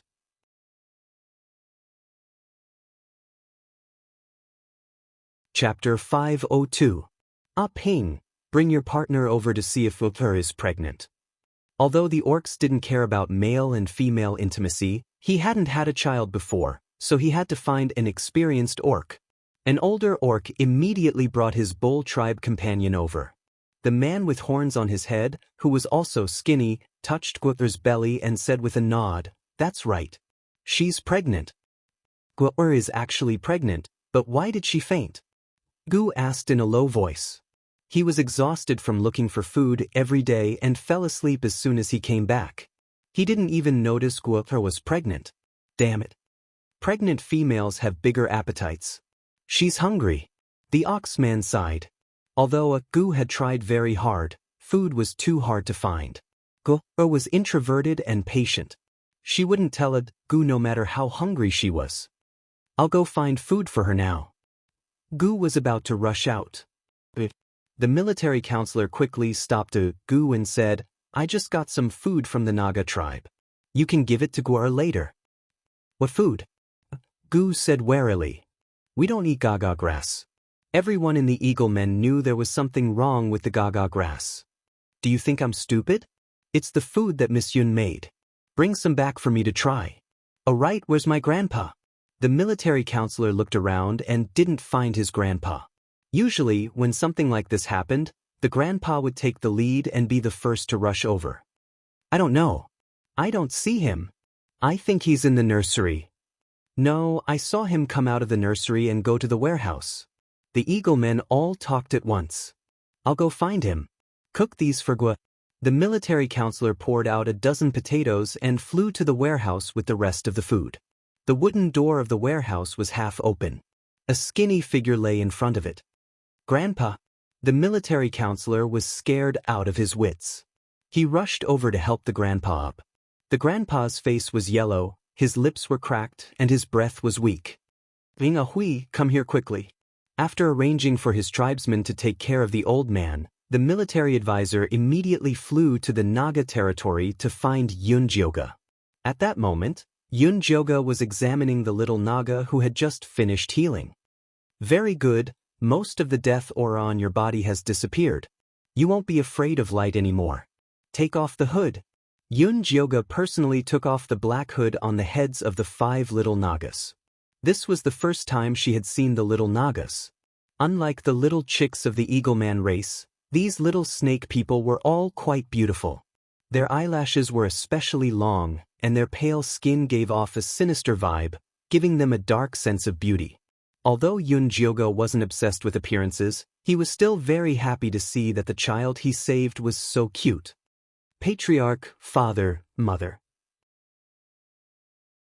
The 5 little Nagas opened their eyes. The first thing they saw was their chief, who had been protecting them, and then their parents. Children, come here quickly. The parents of the 5 little Nagas rushed forward to hug their children. The Naga race didn't have countless eggs in one litter like snakes. Most of them laid 1 egg at a time, and it was already good to have 2, so the babies were just as precious to them.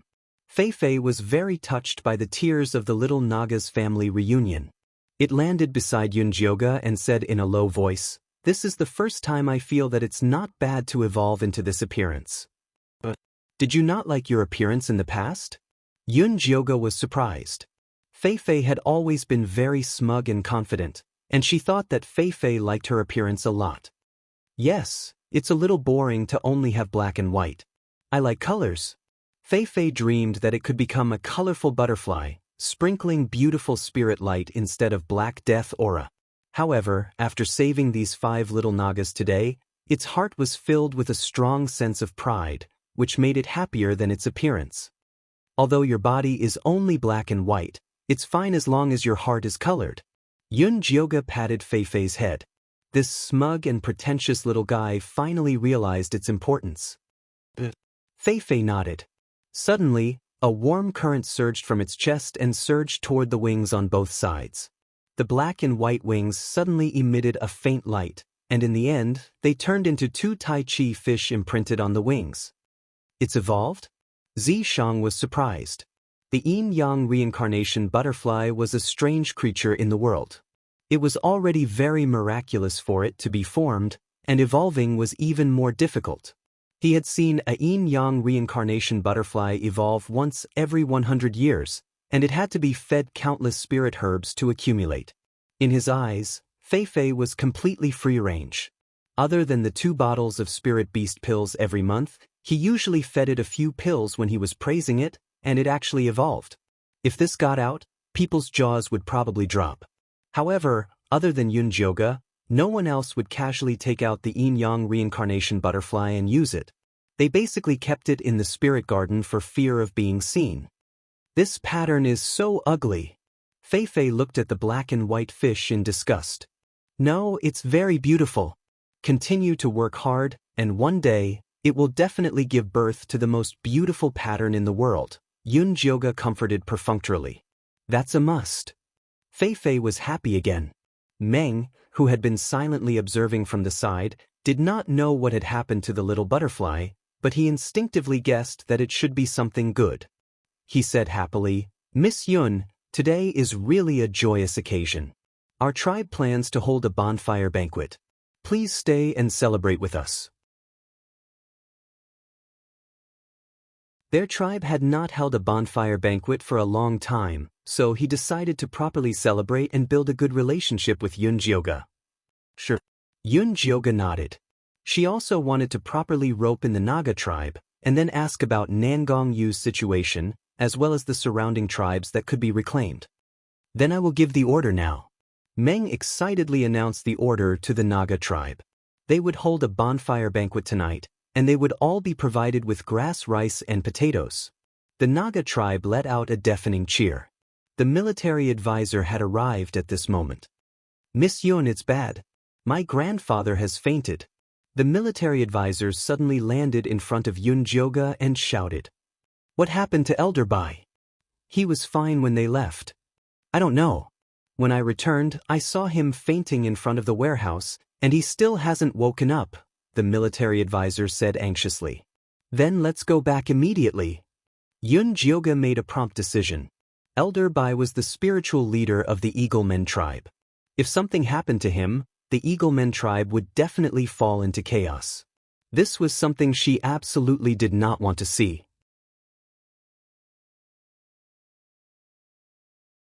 Chapter 503. Lady Yun, Master Yi, do you want to bring some food back? Meng asked with concern. There's no need for that. Just stay here. I'll visit you again when I'm free. Remember to keep an eye on Oracle Xin. Forget about the bonfire party, Yun Jioga reminded them before he left. If she and Zishang were here, they would be able to block out the noise of the Naga race, but it wasn't suitable now. Lady Yun and Master Yi, don't worry. I know what to do. Meng wasn't dumb. The elder of the eagle race was in critical condition, but they were holding a bonfire party here. Wasn't that stupid? Okay. Yun Jioga nodded and sat on the seat of the eagle race. They quickly flew towards Eagle Cliff. The outside of Elder Bai's cave was filled with eaglemen. All of them had a pained and lost expression. Ever since the old chief sacrificed himself to protect them, Elder Bai became their spiritual leader.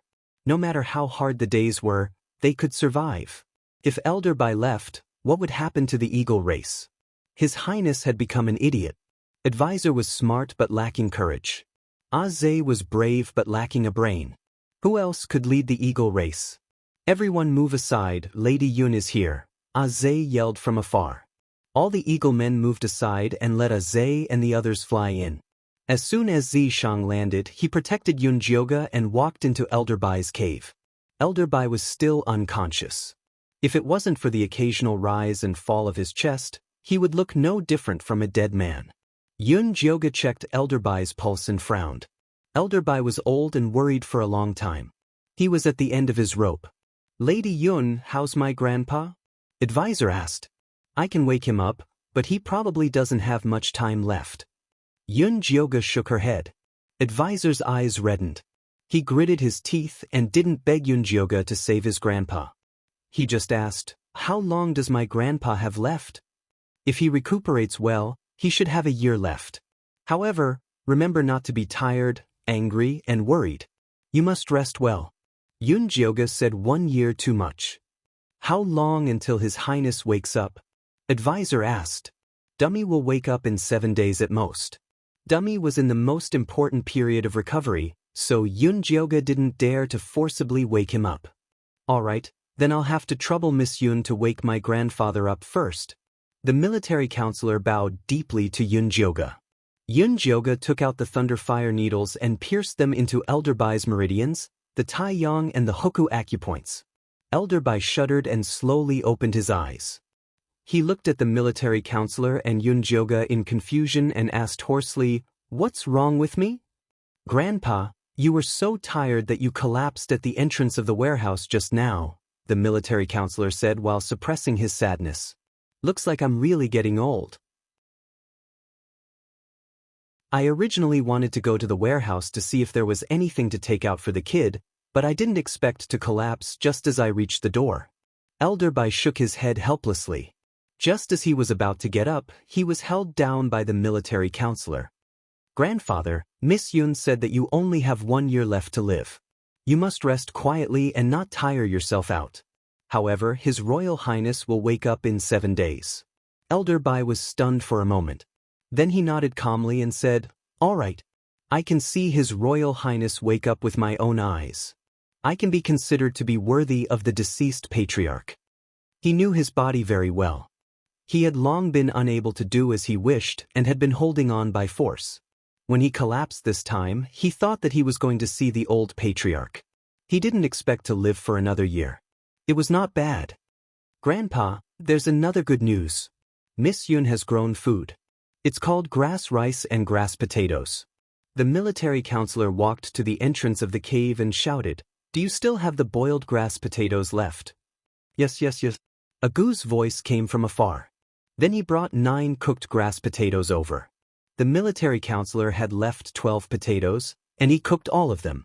Gua ate 3 and said that she didn't want to eat any more. She asked him to send the food back to the military counselor. Military counselor took the 9 grass potatoes and gave 2 to a gu. Now that Gu'er has children, you have to take care of them. You also have to pay attention to yourself. Once the children were born, they would have 1 more mouth to feed, and they would be very tired. Agu didn't reject it. He thought that he would return it to the military counselor when he could find more food. The military counselor placed the grass potatoes in front of his grandpa and bragged about the magic of grass eating. Finally, he said, other than this grass potato, there's also grass rice. It's very fragrant when cooked. It's very filling. That's right. I ate 2 bowls there. I'm very full. I'm full now. I can fly 5 laps around Blue Water Lake without a problem. Azay patted his belly and said to Elder Bai, "Is that grass eating really that easy to grow?" Elder Bai looked at Yun Jioga eagerly and excitedly as if he was looking at a god. "Later, I can help you plant all the rock walls here. You just have to harvest like this," Yun Jioga said. "No problem, you can plant it on this side of the wall. When the time comes, I'll ask them to open up a plank road on the side and make a rope ladder from the top. Even the partners of the eagle tribe can be harvested." Elder Bai immediately told him what he was thinking. "You can also plant it in our nest," Azay said while drooling. Thinking about sleeping in food made him smile even in his dreams. Grass eating isn't suitable for growing in caves. Yun Jioga shook his head.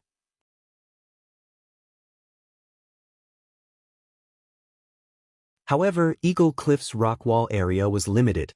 It probably wouldn't be enough for them to eat even if they were all planted. She had to find something more suitable for them. It would be best if she could plant it in their nest. Thus, she went to find the little baby and told him her request. There's a kind of moss that's quite suitable for them. It tastes bad, but at least it can fill their stomachs. The little baby had already understood the current situation of the orcs in Yun Jioga's Sea of Consciousness. He organized all the seeds in the demonic tripod.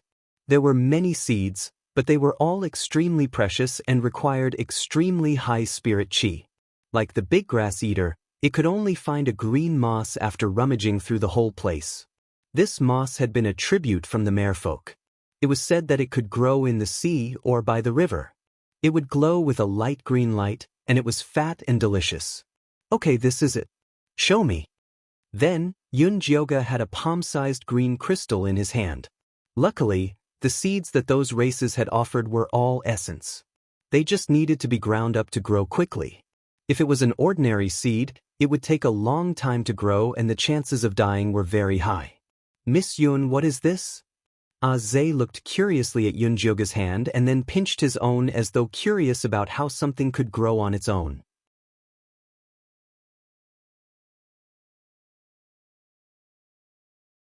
Chapter 504. This is green moss. You can plant it in your cave. You can eat it when it grows. It's not as good as eating grass, but it's not bad. Yun Jioga showed the moss to everyone. "Then let's try it." Azay said impatiently. "Then let's try it at Elder Bai's place. You guys go get a bucket of clean water and 2 baskets of mud." Yun Jioga felt that if Elder Bai could see food every day when he opened his eyes, he might be able to live longer. I'll go. Azay immediately flapped his wings and flew out. The eagle men guarding the door heard that they were going to plant food and immediately followed him excitedly. Soon, a large stone vat of water and 2 baskets of yellow mud were placed in front of Yun Jioga. "You tell me, I'll plant it." Zishang didn't want Yun Jioga to touch the dirty mud. "First, rub a few layers of mud evenly on the cave walls," Yun Jioga said. "This is easy. There's no need for Master Yi Zi to do it herself. I'll do it. If there's anything wrong, Miss Yun, you can tell me." Azay was smart for once. He was excited to plant the food himself. "Okay, you do it." Yun Jioga nodded. This was easy. Zishang didn't have to do it himself. Azay quickly rubbed the mud on the cave walls. It looked very even. "Okay, that's it." Yun Jioga saw that the thickness was about right and quickly stopped Azay. She ground some of the moss into powder and sprinkled it evenly on the soil. She said, "Continue to spread it." Azay rubbed 2 more layers. The entire cave was filled with the smell of wet mud. "That's it. If it's dry tomorrow morning, sprinkle some water. It'll grow in 2 days at most." Yun Jioga didn't use her wood spirit power on the moss. After all, they were going to plant eating grass later. They had to be frugal. 2 more days. Aze was a little disappointed. He thought it would grow out immediately like grass. 2 days is very fast. Leave the moss first. We'll go plant eating grass now. Yun Jioga's words got Aze's attention. Okay. Aze nodded and then asked hesitantly, will the grass grow out immediately like the Nagas? Shut up. Elder Bai picked up a stone from the ground and threw it at Aze. He said angrily, it's already a great gift for Miss Yun to help us grow food. How dare you ask for more? I'm just asking. Aze shrunk his head and didn't dare to make a sound. Food was too important. The sooner he saw the grass grow, the better he would be. Don't worry, it will grow out immediately, just like the snake men. Yun Jioga only planned to use his wood power here with the Eagle Men tribe one more time. He wouldn't be able to do the same to any other tribe he came to seek shelter with. Great, thank you Miss Yun. Aze burst into joy. Then let's go. Yun Jioga had originally wanted the Eagle tribe to carry her around the cliff, but Zishang had snatched this job away. In Zishang's eyes, Yun Jioga was fragile. Unless it was absolutely necessary, he did not want her to take the risk. Scatter it evenly. Yun Jioga gave the grass seeds to Zishang. She trusted him wholeheartedly. Zishang didn't say anything. This little thing was too easy for her. After 1 round, the grass powder was scattered all over the cliff. Yun Jioga tricked and coaxed some more plant essence from the cute baby and used it on these grass seeds. A large patch of yellow grass spread on the gray cliff. It was extremely shocking. The Eagle Men tribe shouted excitedly. Cheerful shouts and laughter rang out incessantly. Do you see? We won't have to worry about food anymore. The child will definitely be born well, Agu said happily while hugging Gua. Gua smiled shyly, showing her 2 rabbit teeth. She stared at the long yellow grass outside without blinking. There was so much food. The Eagle Men tribe couldn't finish it at all. It would be great if she could bring some for her tribe. They would definitely love it. As soon as the idea popped up in Gua's mind, she gave it up. She was already with Agu. She should think about the Eagle Men tribe. Otherwise, it would only bring trouble to Agu. Yun Jioga planted all the grass and instructed the Eagle Men to harvest it. Soon, the Eagle Men weaved a rope ladder out of the silk grass and animal skins and tied it firmly to the tree at the top of the cliff. After that, they hung a basket made of grass and an animal skin bag on their chests and hung it on the rope ladder, harvesting the plants. After 1 batch was harvested, the other batch started digging the potatoes. They were not slow either. While the Eagle Men tribe was harvesting the grass, Yun Jioga and Fei Fei extracted the death aura from Shui and the other young Eagle Men. The devil chi on their bodies was lighter than that of the little serpentin. After pulling out part of the devil chi, they would immediately recover. Shui could even flap his little wings and fly low in the cave, happily flying around him up and down. You must be tired too. Go back and rest. Zishang said firmly to Yun Jioga with a gentle attitude. Yes, Miss Yun, Master Yizi, go back and rest.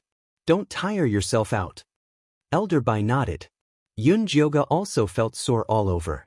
She nodded and returned to Dummy's nest under the protection of Aze and military advisor.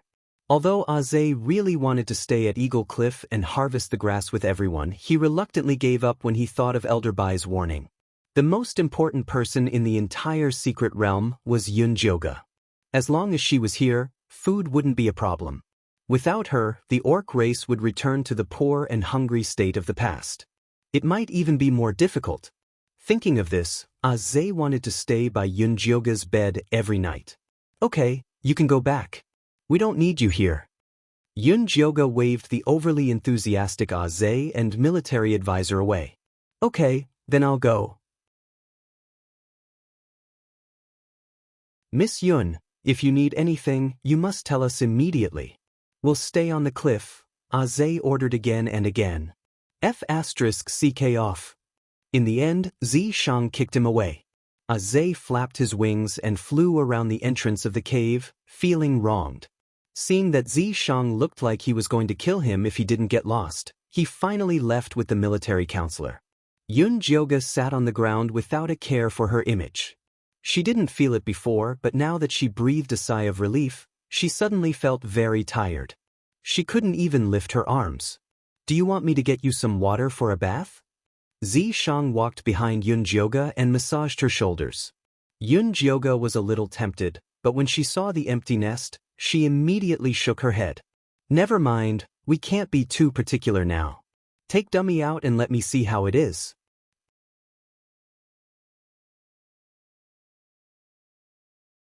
Chapter 505. Zishang took Dummy out of the spirit beast bag when he heard that. Dummy was sleeping soundly, its belly rising and falling slightly. It kept smacking its beak in its dream.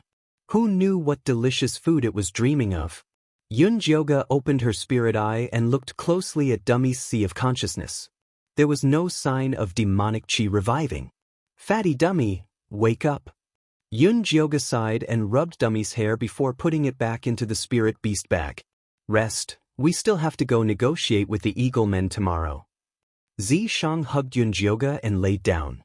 Then he told her about his plan.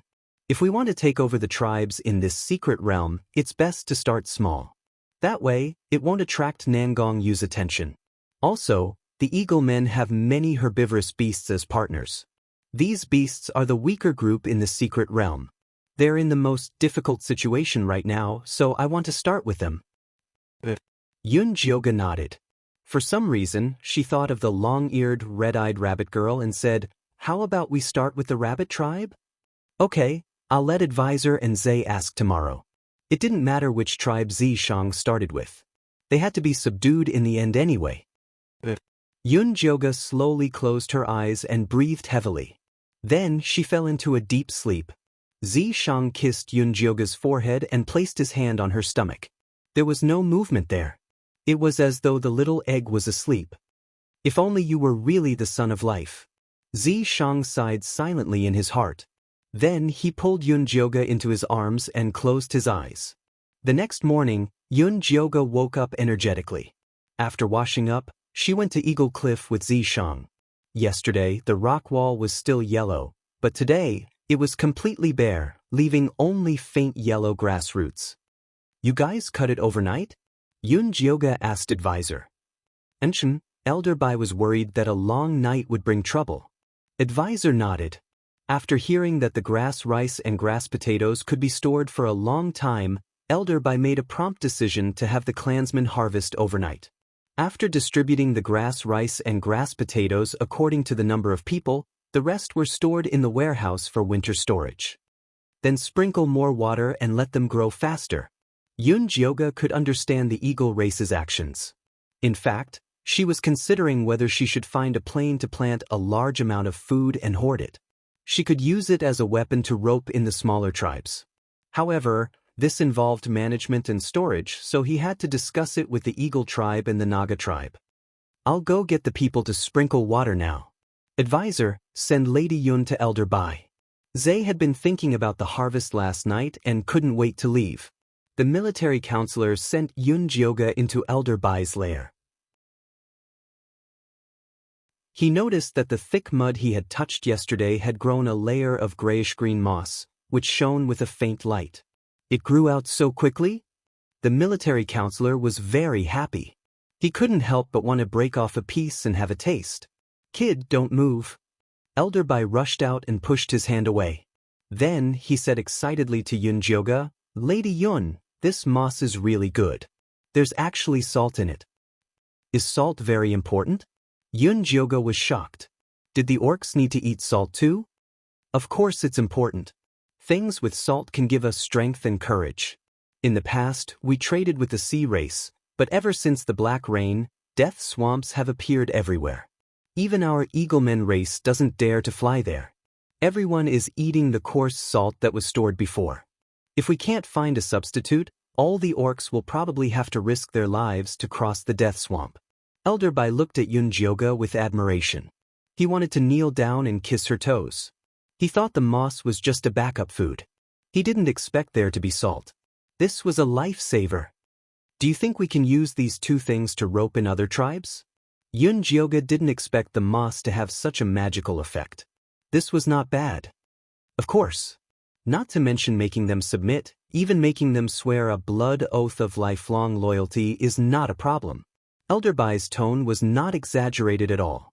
In the current situation of the secret realm, those who could feed were the mothers, and those who could provide food were the fathers. Not to mention, Yun Jioga could also help solve the problem of cubs and death chi. Yun Jioga was now their god. Even he was willing to swear a blood oath, let alone the other orcs. There's no need to swear a blood oath. Go ask the partners of the Eagle tribe if there are any tribes that are willing to follow me. If there are, we can go find them. Yun Jioga didn't hesitate to enslave others. She preferred mutual benefits. There's no need to ask. I can guarantee that they are willing. Right now, the closest tribes to our Eagle tribe are the Ox tribe and the Horse tribe. Which one do you want to go to first? Elder Bai asked. What about the Rabbit tribe? Zishang was still thinking about Yun Jioga's words last night. The Rabbit tribe is a bit further away, but it shouldn't be a problem. How about I have a gu bring with up now? Elder Bai was very proactive. Their Eagle tribe was the first to swear loyalty to Yun Jioga. In the future, all the tribes that submitted would be under them. He had to stabilize this advantage in the early stages. There's no hurry. I still have something to discuss with you. Yun Jioga wanted to find a place to plant grass and stock up on food. Elder Bai pondered for a moment, then asked, Miss Yun, do you want to build a tribe and let all the beastmen live together and manage them together? If that was the case, it would be good too.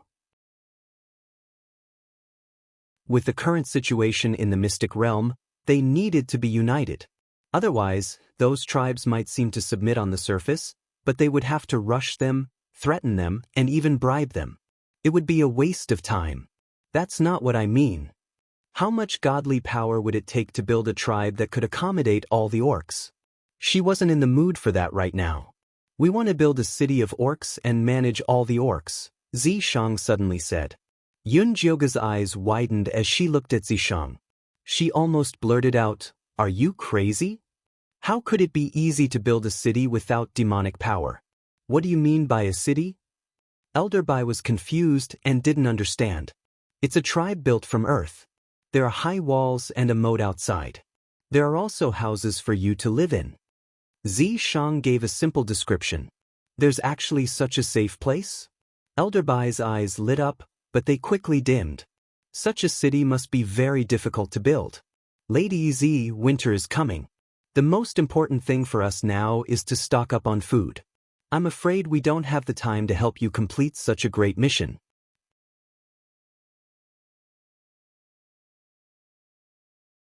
Chapter 506. You don't have to worry about that. I have a way to build the city. You just have to subdue the nearby tribes as soon as possible. I hope that all the beastmen in this mystic realm can live in my city before winter arrives, Zishang said calmly. Yes, don't worry, Lady Yi. We will definitely complete the task. Although Elder Bai didn't trust him, she still agreed solemnly. Yi, come here. I have something to discuss with you. Yun Jioga couldn't sit still. She felt that Zishang was joking. Take your time to discuss. I still have something to take care of.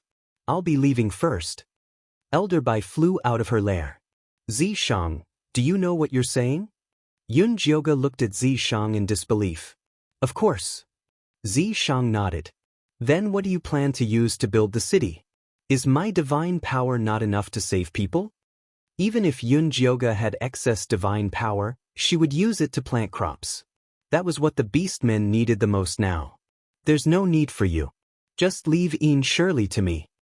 Zishang had thought it through before saying such a thing. You want him to use Qi to build the city? Yun Jioga frowned. Although Shirley was a gold core, he was greatly restricted when he entered the mystic realm. He probably didn't have the strength to do this. I want him to build a city made of earth, not a spirit city. It won't take much effort. The city Zishang wanted to build was a wall made of earth and a deep moat. The beastmen could find a way to build the houses inside. It wouldn't be a problem at all. Alright, since you're confident, go ahead and try. Yun Jioga passed the corpse refining bag to Zishang. She believed that Zishang wouldn't do something he wasn't confident in. Aren't you coming with me? Zishang frowned. We're not kids anymore. Do we have to play with mud hand in hand? You do your thing and I'll do mine. Let's settle things quickly and find Li Wei, Yun Jioga said impatiently. Then be careful. Splitting up was the best solution. Zishang couldn't refuse. Oh, by the way, where are the seeds of the grass eaters? Yun Jioga asked. I still have a use for them. Even if you go to the tribe now, you can't help them plant grass right away. Bring some food to help them first. It would be best if they could voluntarily come to you. Otherwise, why would they come to you when they had food and water? I got it. Go do what you need to do.